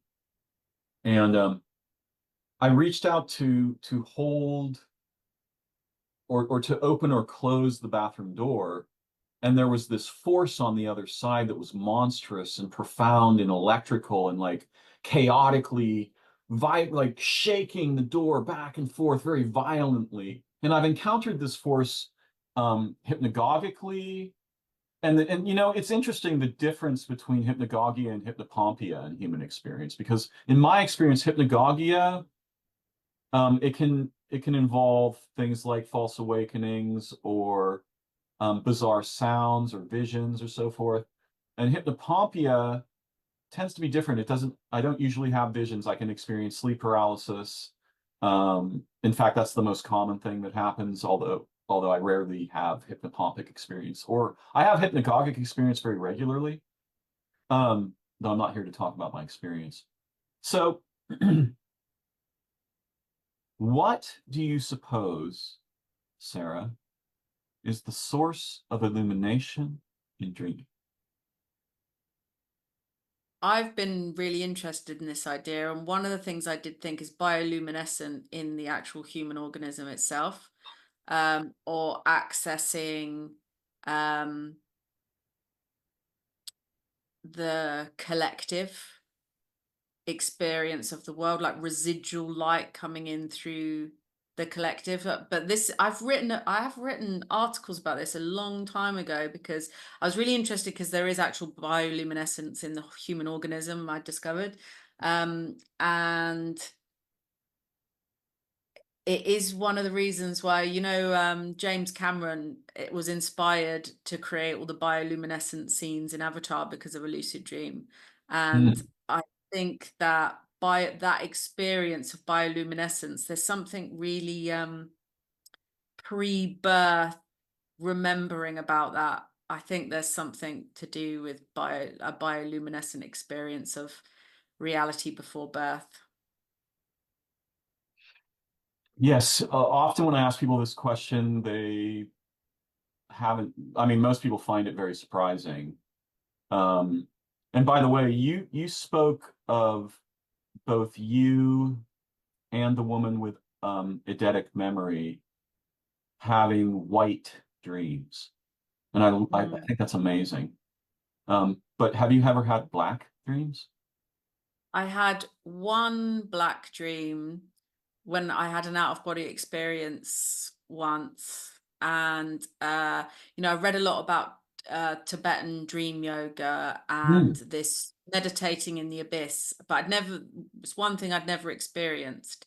And then I did some remote viewing experiments in a shepherd's hut in the Brecon Beacons. And I actually had a kind of it was it wasn't quite a panic attack, but it was like a kind of a weird panic where, when you sort of panic, sometimes it's like you pop out of your ordinary timeline. I had an experience like that during the day, basically, where it was uh driven. I had like an episode of fear, a very sort of sudden, brief episode of fear that made me, I kind of collapsed on the floor in a bit of sort of overly dramatic way. But when I did, it was like I just split off a bit from my body. Hmm. And and then when I got my senses back, had a drink of water, felt okay again. I felt revived, really revived, in fact. Like I felt like I could have walked, had so much energy, I could have walked all night. And And then that night, I had an out of body experience that I was floating next to my body, sleeping on the bed, and I could move my fingertips in micro movements, and I was creating these kind of like snowflake patterns by moving my fingertips in the blackness. And Wow. then I was meditating, I was in an abyss and I was meditating, and it was just the abyss. And whilst I was there, I was thinking, oh, this is the abyss. This is what I've been reading about in Tibetan dream yoga. And I don't think it was a timeless experience because it didn't last any perceivable period of time. Um, but that's the only time I've had that experience. Brilliant.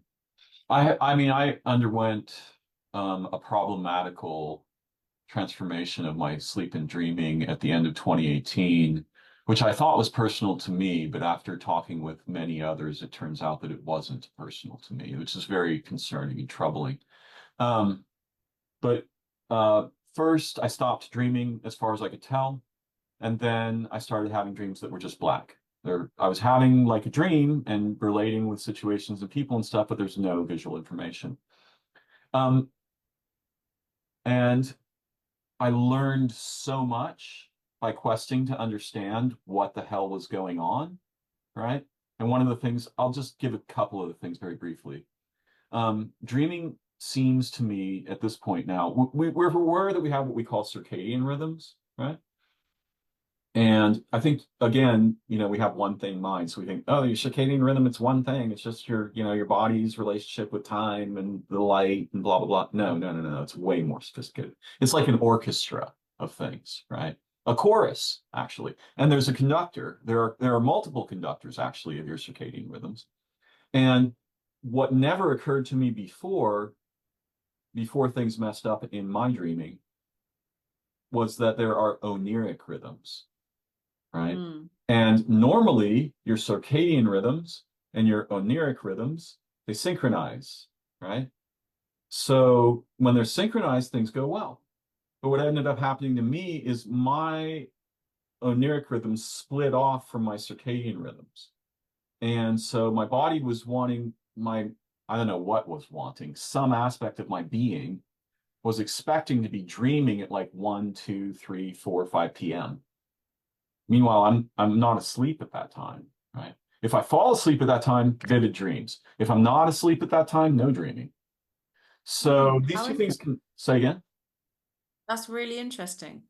So I learned so much, and I'm really interested in um like I'm really interested in the knowledge that you carry and the insight and your history and all these things. So I'm resistant to just going on about what I've learned. But I did understand that we have Oneiric rhythms and that under circumstances that cause them to desynchronize, and let's be really clear about one simple thing. If you viciously slaughter the environment, the living environment, it messes up the features that synchronize human dreaming. Mm, Right. Now, each person, humans themselves are like a topology. So there's like people who are so sensitive that in the early days of the problem, they're going to sense it right away. And there's people who are so not sensitive, or their faculties are so richly endowed that they're going to keep dreaming, and their memory will stay, brilliant. And so humans are a topology, right? They're like mountains and valleys. And I suspect that given your history with dreaming and stuff, you're a mountain, right? So you might not have the same kinds of experience that I would have, even though many people that I know, and actually mostly men, have had a similar experience at the same time. Right around the end of 2018, started having problems with sleep, dreaming, motivation, all kinds of things. That's a story for another time. Um, so the thing is, our dreaming, there are these is two. there an event in the real world that you attribute? Oh yeah. I mean, the devastation of the environments, the devastation of the remaining ecologies is huge, but there's also things like computation, which humans think is just free. You can use as much computation as you want. Like they just give that stuff to you, it's not gonna hurt anybody.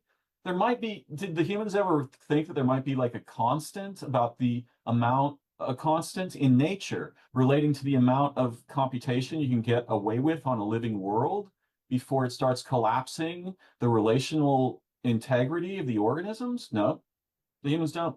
They don't think about things like that ever. There's not one person thinking about that. Me, maybe. So and was it the Large Hadron Collider? Those physicists are doing dangerous stuff with them machines. I don't trust them much. But no, there could be 10 different things, changes in the sun, a transformation. The sun is pulling the earth through time space, and the humans think like, oh, time space is just the same everywhere you go. No, it isn't. Time space is it's energetically different as you travel through it, and the sun is actually doing something other than just making light and warmth, which the humans, think, oh, that's just a big explosion in space. It makes light and warmth. It's really disturbing what the camera is doing to my eyebrows. But anyway, I'm going to ignore that. So yeah, we could be in a different, like the sun transforms, and that certainly affects our dreaming. The relationship between the sun, the moon, the solar system itself, where we are in relation to inside the galaxy, where our galaxy is in relation to other galaxies. A lot of these things have hugely long timelines, but we can move from a place where dreaming is much more easily sort of funded energetically to a place where it's much less easily funded. And those people, probably like yourself, who are well practiced and sort of their dreaming muscles are very vital, may not even necessarily notice, although if they're paying very close attention to their dreams, they might notice a transformation. Not the same way as like the sudden cessation of dreams that I experience. But yeah, there are Oneiric rhythms. They are very complex. It's a symphony, it's a chorus, right? And there's a variety of conductors. When they are synchronized with our circadian rhythms, things go well. Under certain circumstances, those things can split off, right? Oh, there's so many more things. And I know, how are we on time? Let me just ask you, how are you doing? Yeah, I'm okay. I mean, I probably can't do too much longer because I have to watch The Storyteller. Okay. I like to watch fairy tales before I go to bed. Beautiful. What are you going to watch tonight? Well, I don't know. There's this 80s TV series that we've been watching called The Storyteller. Last night we watched Hans My Hedgehog, which is one of my favorite. Like, it was a fairy tale collected by the Brothers Grimm. And my dreaming last night was all me being Hans the Hedgehog. It was Love it. Oh, I ridiculous. love this. Okay, so do we have like what, 20 minutes, half hour? What do you think? Yeah, sure. 20 minutes Okay, is great. good. There's so many things I want to talk about.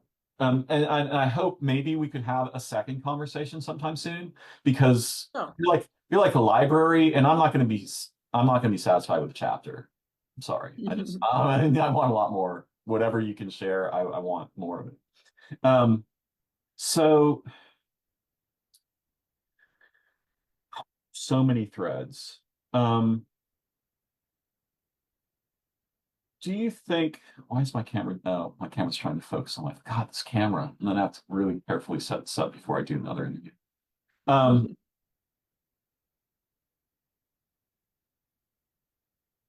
all right. There's a bunch of little notes I've taken here. Oh yeah, this one's really important.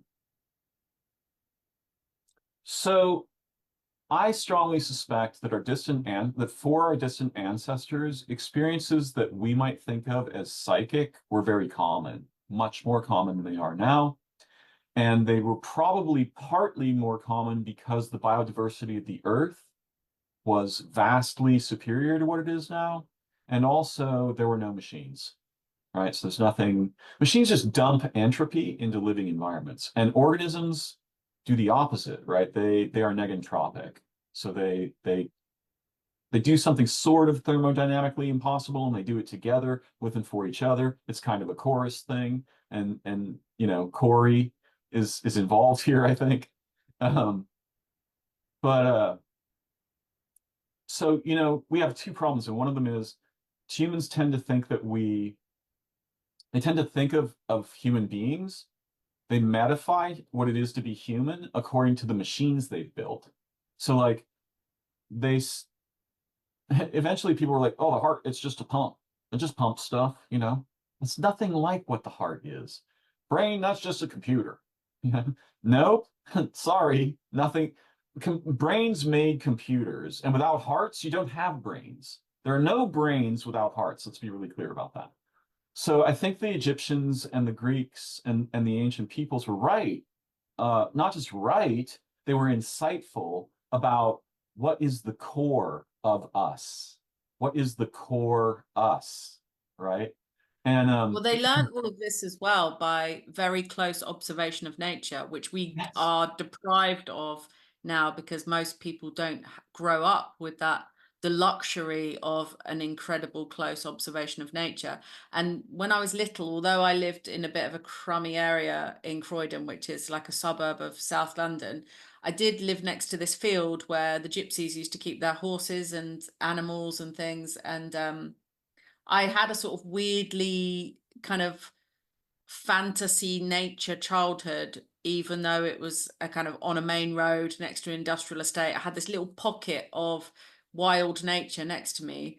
And I would spend hours just looking in a pond or at a spider's web and being on my own or being with animals and cultivating relationships. Like the gypsies left their goats there. So Mhm. I used to be friends with the goats and I'd go over there and I'd have all these goats around me and I would talk to the goats and and I like to think of myself as well as being in film, talking to these goats. And my mum and dad used to call me Heidi because all these goats would follow me around all the time. And I had an appreciation for, an innate and intuitive sense for that as above, so below. And I think what you're saying about the cosmos is really interesting because I was thinking about this just the other day when I was meditating. I had this kind of sudden feeling of really acknowledging that I'm spinning like 1,000+ miles on the axis of the earth, Yeah, like yeah, we it's have still calibrated to feel still in an incredibly chaotic time space in reality, like the amount of galactic movements, cosmic movements, rotations, spirals, and we're also spinning anti-clockwise. And and so in my when I was meditating, I was thinking about the fact that, we've constructed this clock and this way of viewing time as moving forward the way a clock hand moves over a dial, and that the Earth is turning anti-clockwise. And when we sleep at night, when we lie in our beds, we're just surrendering with the movement, the natural movement of the Earth. And like you say, that kind of symphony of the movements of the cosmos, and we're part of that chorus. And the dreaming, the state of dreaming allows you to kind of recalibrate to that cosmic time space, which is why I think dreams can be so healing, because you're naturally aligned to cosmic time space as opposed to trying to live in this relative time of existing as a human being in this planet that is subject to clock time and subject to, hours in the day and whatnot. It's why I really do enjoy waking up at dawn, because you get this sense at dawn of this great communion between the heavens and earth. That and I was mentioned having that dream where I was standing on the moon, and when I was standing on the moon, seeing the earth turn on its axis, I had this fantastic embodied gnosis about the fact that I live on a planet that moves through a universe and not the sun rises above the horizon. Like I felt it in my body. And I read later on about how astronauts, when they go into space and they see the Earth from a distance, they get this overview effect. It's like a psychedelic, it's associated with the psychedelic experience as well, of having this overview effect that helps you release your fear of death because you feel that you're part of something much bigger. And just recognizing, like, this is what I think prophecy is about ultimately, and the healing events that occur in the telesterion and the telespherion, is that prophecy and the apocalypsis of revelation is that sudden awareness of the fact that you're part of the cosmos, and that's all you need to be okay, because you'll never stop being part of the cosmos. yes, we imagine death to be an ending. And it certainly is the ending of this animal body that I am familiar with. That part is real. That thing comes to an end. Um, But it I could be a waking up. It could be a waking up from this I, dream. I mean, yeah, no, I have so many crazy ideas about this, especially over the past few months. I've been fascinated by death my entire life, as I am fascinated by dreaming, as I am fascinated by organisms.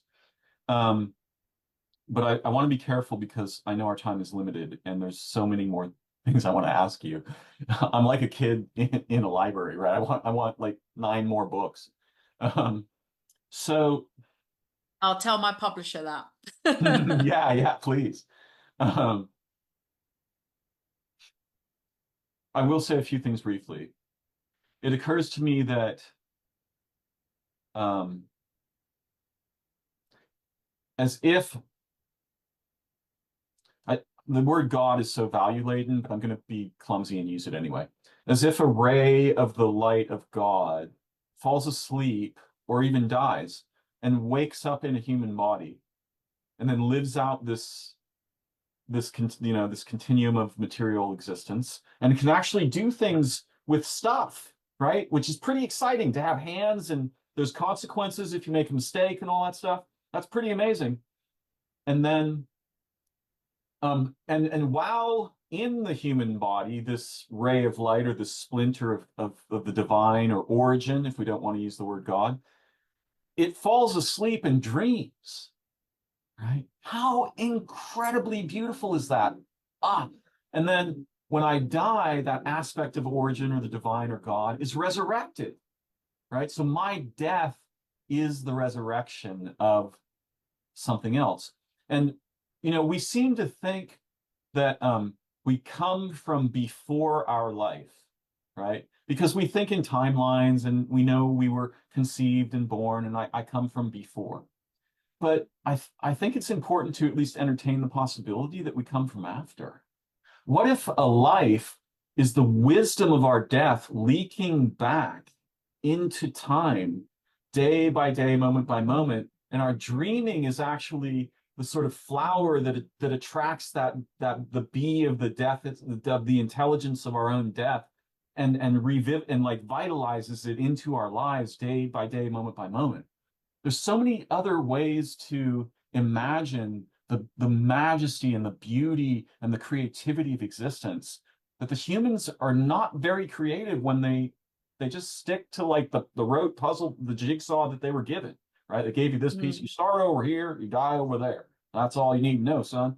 There's nothing like that going on. What's actually going on is so ecstatically beautiful and mysterious and orgasmic, right? It's like it's ecstasy, literally like unprisoning.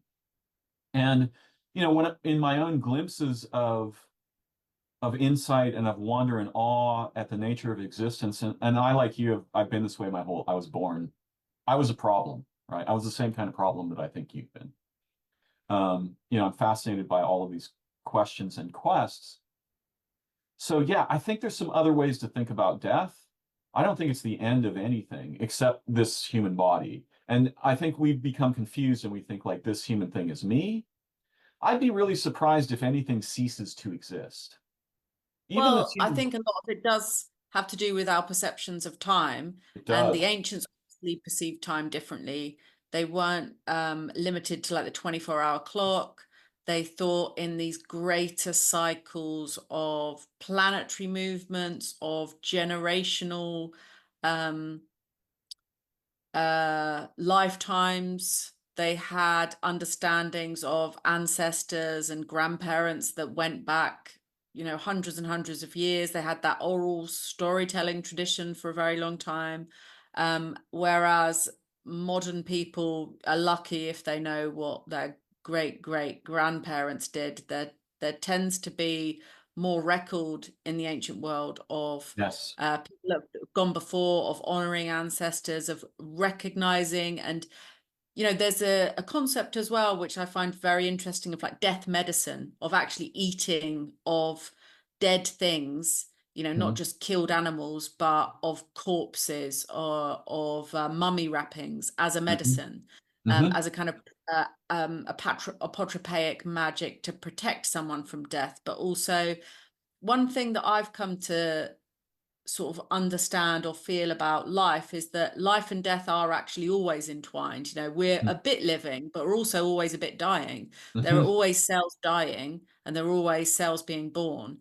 And that as above, so below, as within, also as without. So I think that by appreciating time as cyclical and cosmic, intersecting cycles and spirals, which ancients do seem to record their view of time and space as being cosmic, terrestrial, Yeah, the spirit, and layers. material.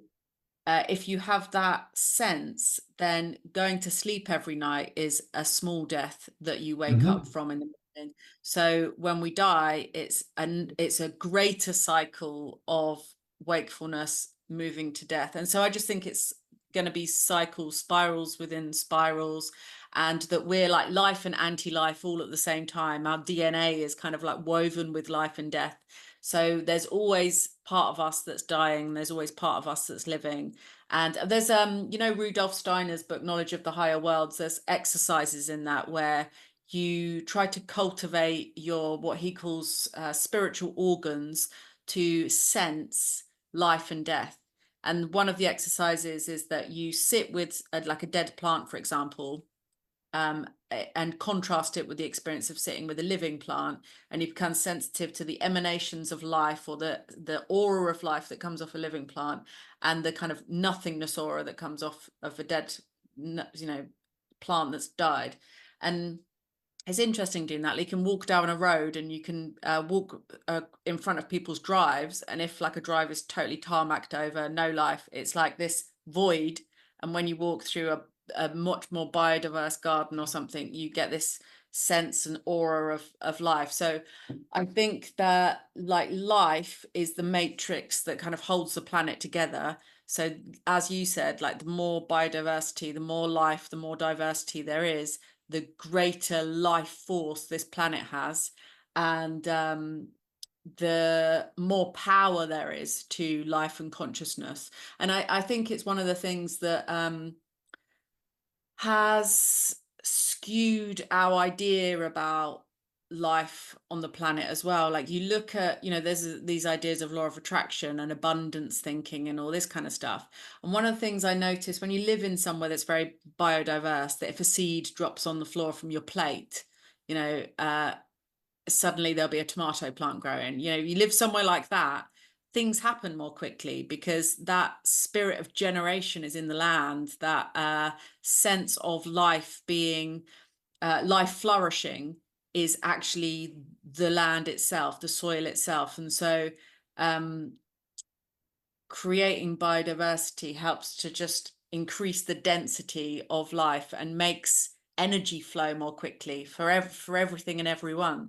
I think that it's a great gift to be able to create biodiversity, and I hope that people will sort of just naturally return to it and recognize it after a while, because it's actually like a treat now, a treat to be in Right. nature, Yeah. experience biodiversity. Yeah. It's, it's so bizarre the time we live in, right? You see commercials for SUVs, escape to nature, right? In an SUV, which is what's destroying the nature you're escaping to. The irony isn't lost on me. So many things there. So I want to circle back to something I was talking about briefly when I introduced humans metafying themselves as machines. The heart's a pump, brain's a computer. So radio, I think, replaced, or actually the telephone replaced telepathy, and radio replaced group telepathy, and Mm. television replaced group dreaming. And this is one of the reasons why I think you're such an amazing being, because you get people together to dream together. And that is so important. That's so crucial in this time. This is the thing we're not doing. And the one of the reasons I was mentioning the South American practitioners is that they were brilliant at this. They knew, right? They would form a tight little pod of specialists, each with a unique specialization, and they would go on dream missions, right? They weren't just asking like what to do about some problem. They would go on missions together, like an intelligence, like a Green Beret team or something, except the dream version. You know what I'm saying? Yeah. And so I think we were born for all of these things that most of us moderns have never tasted. We never even imagined they were possible. And group dreaming is so important. You can imagine people used to live in a cave together a long time ago. They would go to sleep at pretty much exactly the same time. They would dream in the same space together every night inside a cave, inside like a womb in the earth, an ancient womb in the earth, like it's made of stone and stuff, right? And and it's a completely other universe of possibility in human intelligence, awareness, and capacity, faculties, senses. Um, I've always felt there's something like Robert Moss talks about this as well, of being like a dream detective. There's something naturally about dreams and the way we experience them, which I think is always trying to reveal things to you. And, often we get caught up in what it's trying to reveal to us about our personal life or situation. But I think it's trying to reveal something bigger, like a bigger mystery to us. And I guess that's one thing that is missing from modern human experience is a real sense of mystery, of what is still mysterious. And I think often of mystery being an actual kind of sense and feeling that people had up until relatively recently. Like you think about, we now know what outer space looks like, what all other countries look like. We've seen photographs from everywhere. There's we think we can't imagine, there's nothing that is unimaginable to us. Like we know that there are hidden depths to the ocean, but nothing's really surprising or truly mysterious. And I love thinking about, sailors that embarked on big voyages and they thought they might drop off the end of the earth because stories told of sea monsters and dropping on off the end of the earth, and that really very few people find themselves in a situation where they do not know what's going to happen at all. yes, They have no expectation of what kind of beasts they might encounter in foreign lands, for example. So there's a kind of art that I really love, which is sailors that went on some of these early voyages and drew pictures or made paintings of the animals that they saw before, without having the framework of context of previous photographs or any expectation or anticipation. So they'd see a tiger and their painting and drawing of it looks weird, probably not because they're not a specially skilled artist, but because their perception of it is completely different to our perception, which has a framework and an expectation of what a tiger's supposed to look like, has a photograph as a reference point. But encountering something like this for the first time, I mean, it must have been truly magical and mind-blowing to encounter an elephant without having any preconception about what an elephant could ever look like, or that it even existed in the world. And not oh my having God. names for things, like talking about how words and names for things act as anchors for us to build ideas about the way reality works. And this is one of the things I find fascinating about Mnemosyne, because she's the goddess and personification of remembrance. And I think that kind of remembrance that it refers to is the remembrance of the fact that you are a product of the earth and starry heavens, as they say in the Orphic gold tablets. Mnemosyne is a psychopomp in that tradition, and she reminds people when they die, when she takes them into Hades, that they shouldn't drink from the waters of oblivion, so they forget their divine birthright. They need to wait and drink the waters of memory so that they can remember. And I think there's something like the Tibetan dream yoga in that you're supposed to remember yourself back into the kind of the cosmic source. Wow. So one of the things that stood out, I just want to mention before I forget, we have a broad library of faculties, senses that we don't develop because we think there's just five senses, thinking, you think things, you smell them, you taste them, you see, whatever. It's nonsense. We have myriad faculties. We're born with like thousands of seeds of these faculties that don't get developed. And dreaming, there's a whole library of dreaming faculties and we don't even think about that, right, as moderns. So you're like your work is so important, Sarah, because you're helping people to resurrect these intelligences, these faculties, these possibilities. You're getting people to dream together and to organize their intention around dreaming together. Oh, it's absolutely brilliant. I think that's so important. And the thing that you were saying about the tiger, you know, photographs normalize novelty, right? They just cut the novelty right off. They just snip the novel part off, and this is a photograph of an orchid. Now you know every orchid in the world. You don't have to go see orchids or relate with them or, anything. So there's a huge problem with in humans with representation. And in a sense, representation, especially explicit representation, dreaming has many enemies. One of them is explicit identity, and one of them is representations, right? That's very interesting because one of the things that I really miss about children's books is that they have photographs in them or digital illustrations rather than paintings and drawings. And I think there's something about a painting of an animal like I had this animal encyclopedia that I was obsessed with as a kid. Hamlin's Encyclopedia of Animals, and I absolutely loved it. And if I ever see it in a shop, I'll buy it because I love the paintings in it.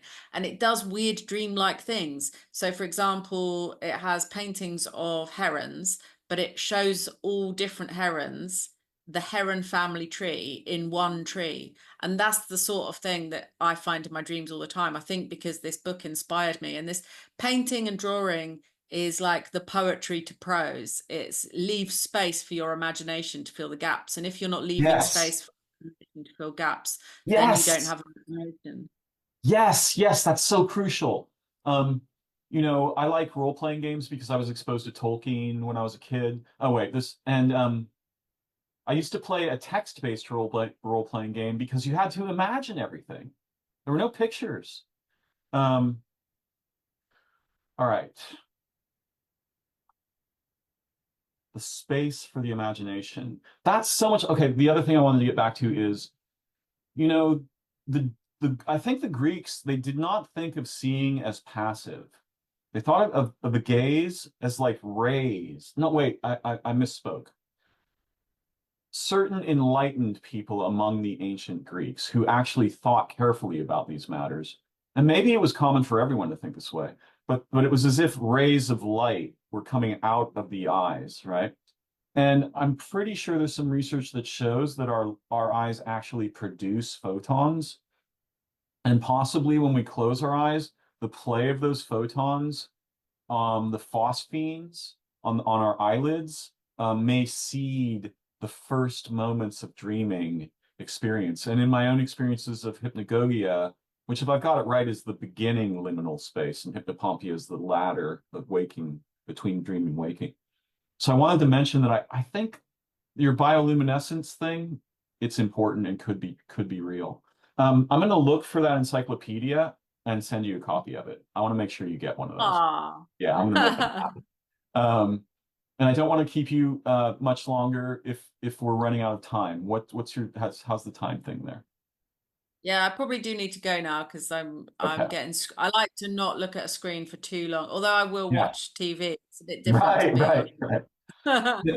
No, I would love for us to have a second conversation because there's about 19 billion other things I want to ask you. But right now, I just feel so grateful. What a privilege it is to have this time with you.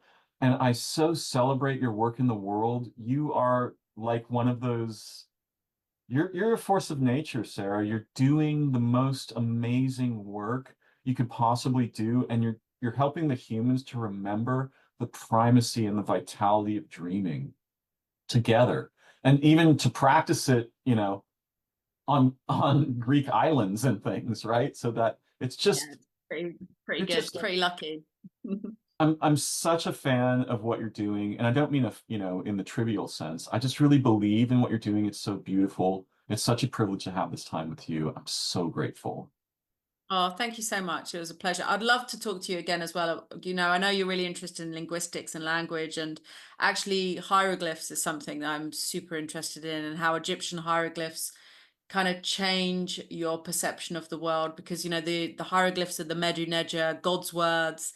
And one of the things I've thought about quite a lot is how for a literate person, a scribe in ancient Egypt, when certain configurations of real world things would manifest in their waking reality, they could actually read them. Like the real things of the world could organize themselves into a readable word, which I just love that idea.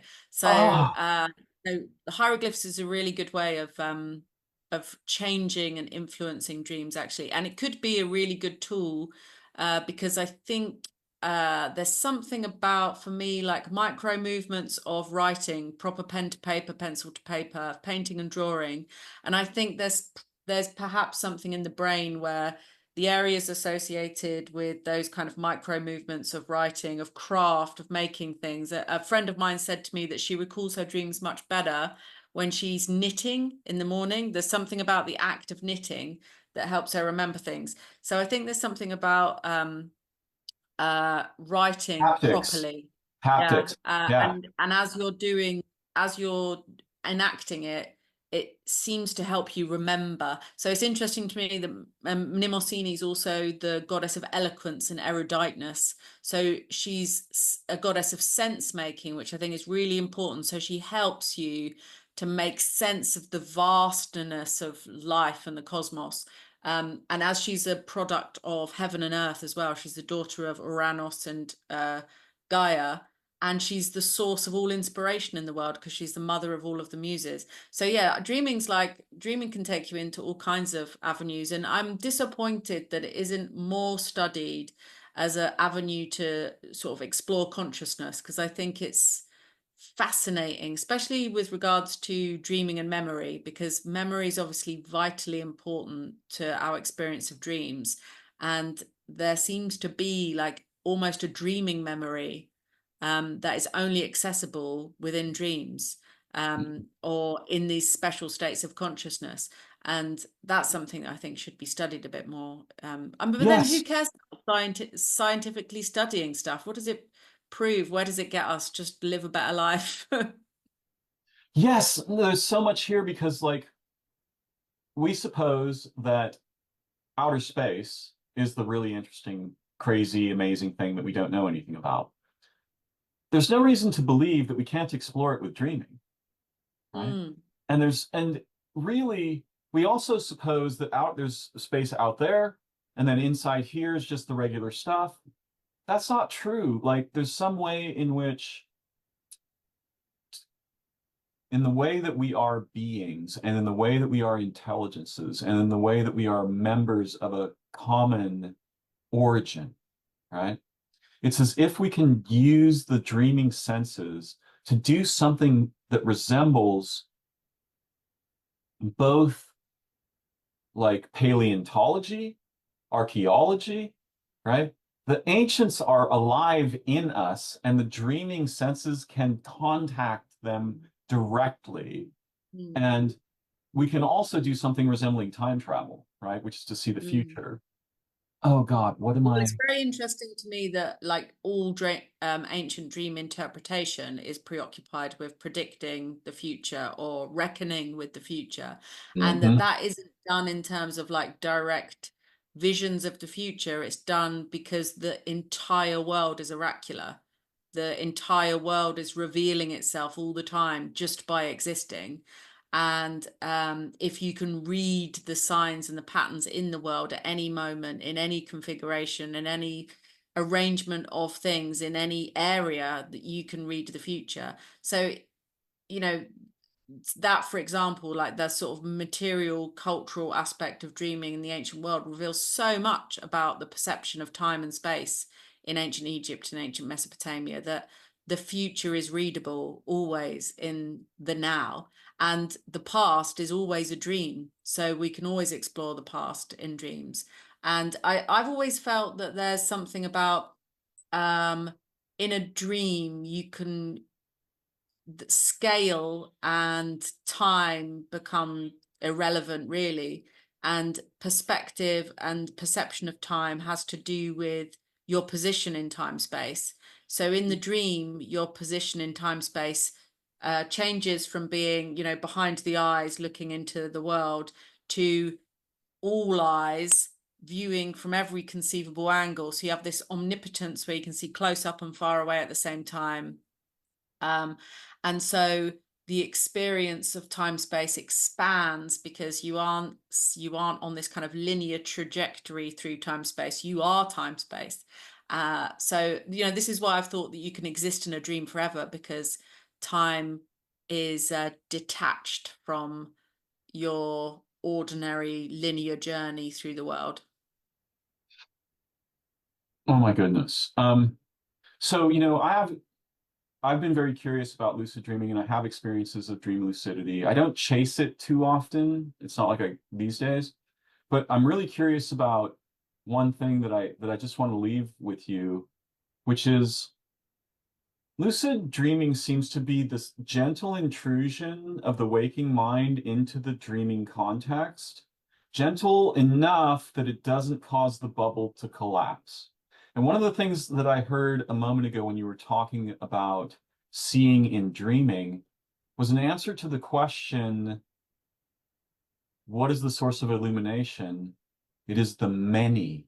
It is the chorus of seers, right? The chorus of seers. And yes, the nature of oracles is fundamental to this discussion and our future discussions. Um, so I think what happened over time is the same thing that happened to us in a single human lifetime, which is that we used to be dreaming while we were awake as children, and that was slowly getting evicted by language and enculturation and object relationships and all of these things. It was just getting pushed away.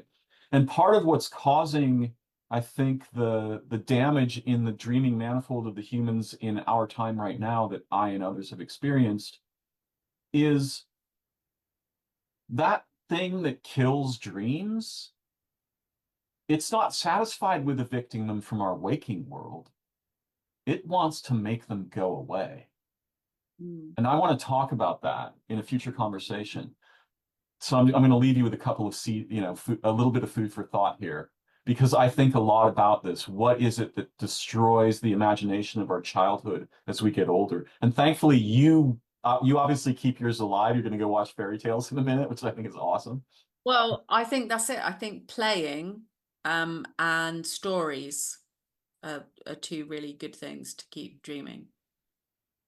So the thing that I was really curious about is that I think our ancient ancestors, were dreaming while they were awake. I think there wasn't such a strong distinction between dreaming and Yeah, waking. I agree. So I would describe that.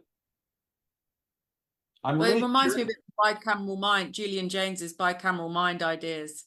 That yeah, there wasn't a hard, there wasn't so much black and white in terms of awake and asleep, and especially bringing back in this idea of mystery, there were a lot more unknowns, and unknowns um, tend to invite the imagination. So you create and fill the gaps with unknowns. So I think Yeah, about something like Lilith and the night hags and the screech owls, and how owls, even now, given the sort of lack of biodiversity, we don't see owls quite so often, but owls tend to be not too fond of being seen by humans. oh, can you push it in mind? Yes, great. Great. Like right here.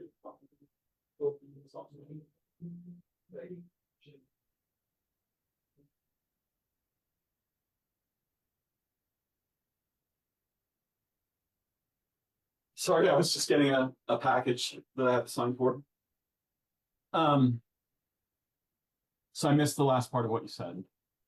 I was just going to say, I think about there are a lot more unknown quantities in the dark for ancient people, for example. Lots of half-seen, mysterious things that nowadays we can photograph in high definition with night cameras and all sorts of stuff. But things like just something as simple as an owl, the night demons, the Lilith types, or the Lilitsu, the entities that came as spirits of air and possessed people at night. The owls viewed suddenly, mysteriously, surprisingly, just glimpsed and only seen, you know, the sort of glitter of their eyes and their sounds, would have been experienced in a different way because they didn't have a high definition photograph of them during the day, you know. It's a Oh, complete there's so much there. experience. So the sun actually declares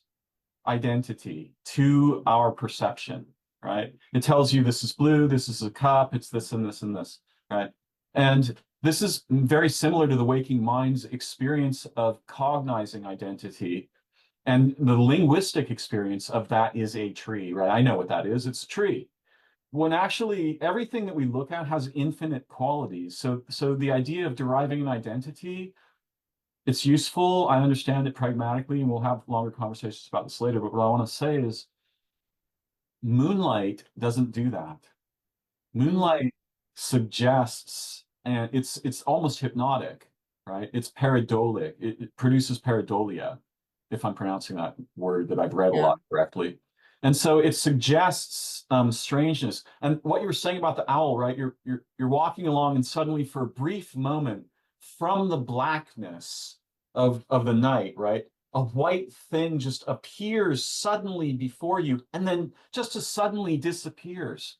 Like, go Yeah, and ahead, it glides. You know, have you ever seen an owl in the middle of the night? It kind of glides silently. silently. Its Yeah, eyes glitter. It is like a spectre. And one thing I yeah. was going to say about children and why children tend to have such vivid dreams as well is they're learning language still. They're being instructed in the framework of how to perceive reality. So how to perceive, you know, to and I think one of the really good ways of encouraging that kind of dream consciousness is to try to forget the names of things. You know, do some exercises where you forget the names of things, or you try to suspend your knowing of stuff. I remember having an experience a few years ago, this brilliant experience. I was in the British Museum, and opposite the British Museum is Swedenborg's house. And Swedenborg is a Christian mystic who had a lot of amazing dream experiences, you probably know. And so I went in there to have a look. I knew about his experience with dreaming, and I was reading the bookshop. And then I saw there was a talk upstairs about South American magical realist novels. And I love South American magical realism novels. So I was like, oh, I'm going to go to that talk. And then the guy giving the talk was this guy I know called William Rowlandson, who I had seen talk at the psychedelic conference Breaking Convention like the year before on elves and fairies and perceptions of elves and fairies. And so after the talk, I went up to him, and we've got mutual friends. And I was saying, oh, I saw you talk at Breaking Convention about elves and fairies. And he said, oh, you're the one that's into lucid dreaming.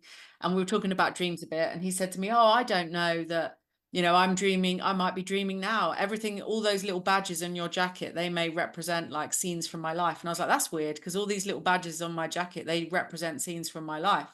And and then we had this moment of standing there, like thinking, maybe we are dreaming, like properly thinking, maybe we are dreaming right now. I think William's quite famous for doing this to people, actually, I later discovered. Anyway, at the exact moment, I'm thinking, this actually be a dream? A woman in the front of the audience turns around, and on her cap is embroidered, is this a dream? And then I had this like full body experience of, I'm actually in a dream. Like, this is amazing. It felt incredible. And then you know, you get like a sort of charge of, I don't know what it is, some sort of neurotransmitting chemicals that just made me feel amazing. And and then I was sitting on the train on the way home later on in the evening, and I just decided to stop knowing what everything was called and thinking I knew what I was seeing. Like, I just looked, and I had everything went weird and kind of fluid and moving. And I saw the train as being like a serpent instead of a train. I saw the seats become the Tutankhamun gold and blue fingers. Like, nothing was the normal framework of what you see, even though I was seeing the real world at the same time as well. And it was like I recognized it was the way like a child sees the world before they know the words for things and they know what to expect. And then years and years later, I mean, this is 15 years later, I started this project called Dream Palace Athens, where we did this 10-day residency with artists coming to Athens. And I started working with a woman who runs a studio in London, who's very into how dreaming kind of moves through the arts and how, collectively dreams can produce art and people can work together through dreaming. And we started working together, and we were communicating on Facebook. And I looked at an old photograph of her on Facebook, and I realized that she had been the woman in the audience that day with the cap that said, "Is this a dream?" embroidered on it. And the whole those moments where you feel like you're living a dream, they seem to hint at that's the true nature of reality. Though that it seems to be this there's something about dreams where it's trying to tell you all the time that it is all a dream, and that in waking life every now and again you encounter these things that test or are trying to show you that actually there's a lot more sort of reality is a lot more malleable, a lot more dreamlike, and dreaming is a very fertile arena to practice magic. Oh, that's so beautiful. And it's right with the topic that I was just about to briefly introduce, which is I've come to understand that the nature of lucid dreaming involves the gentle intrusion of certain aspects of waking awareness into the dreaming context. If it's not gentle, it collapses the manifold, right? It's the difference between like a penetration and a sort of circumnavigation, right? Or it can be seen that way.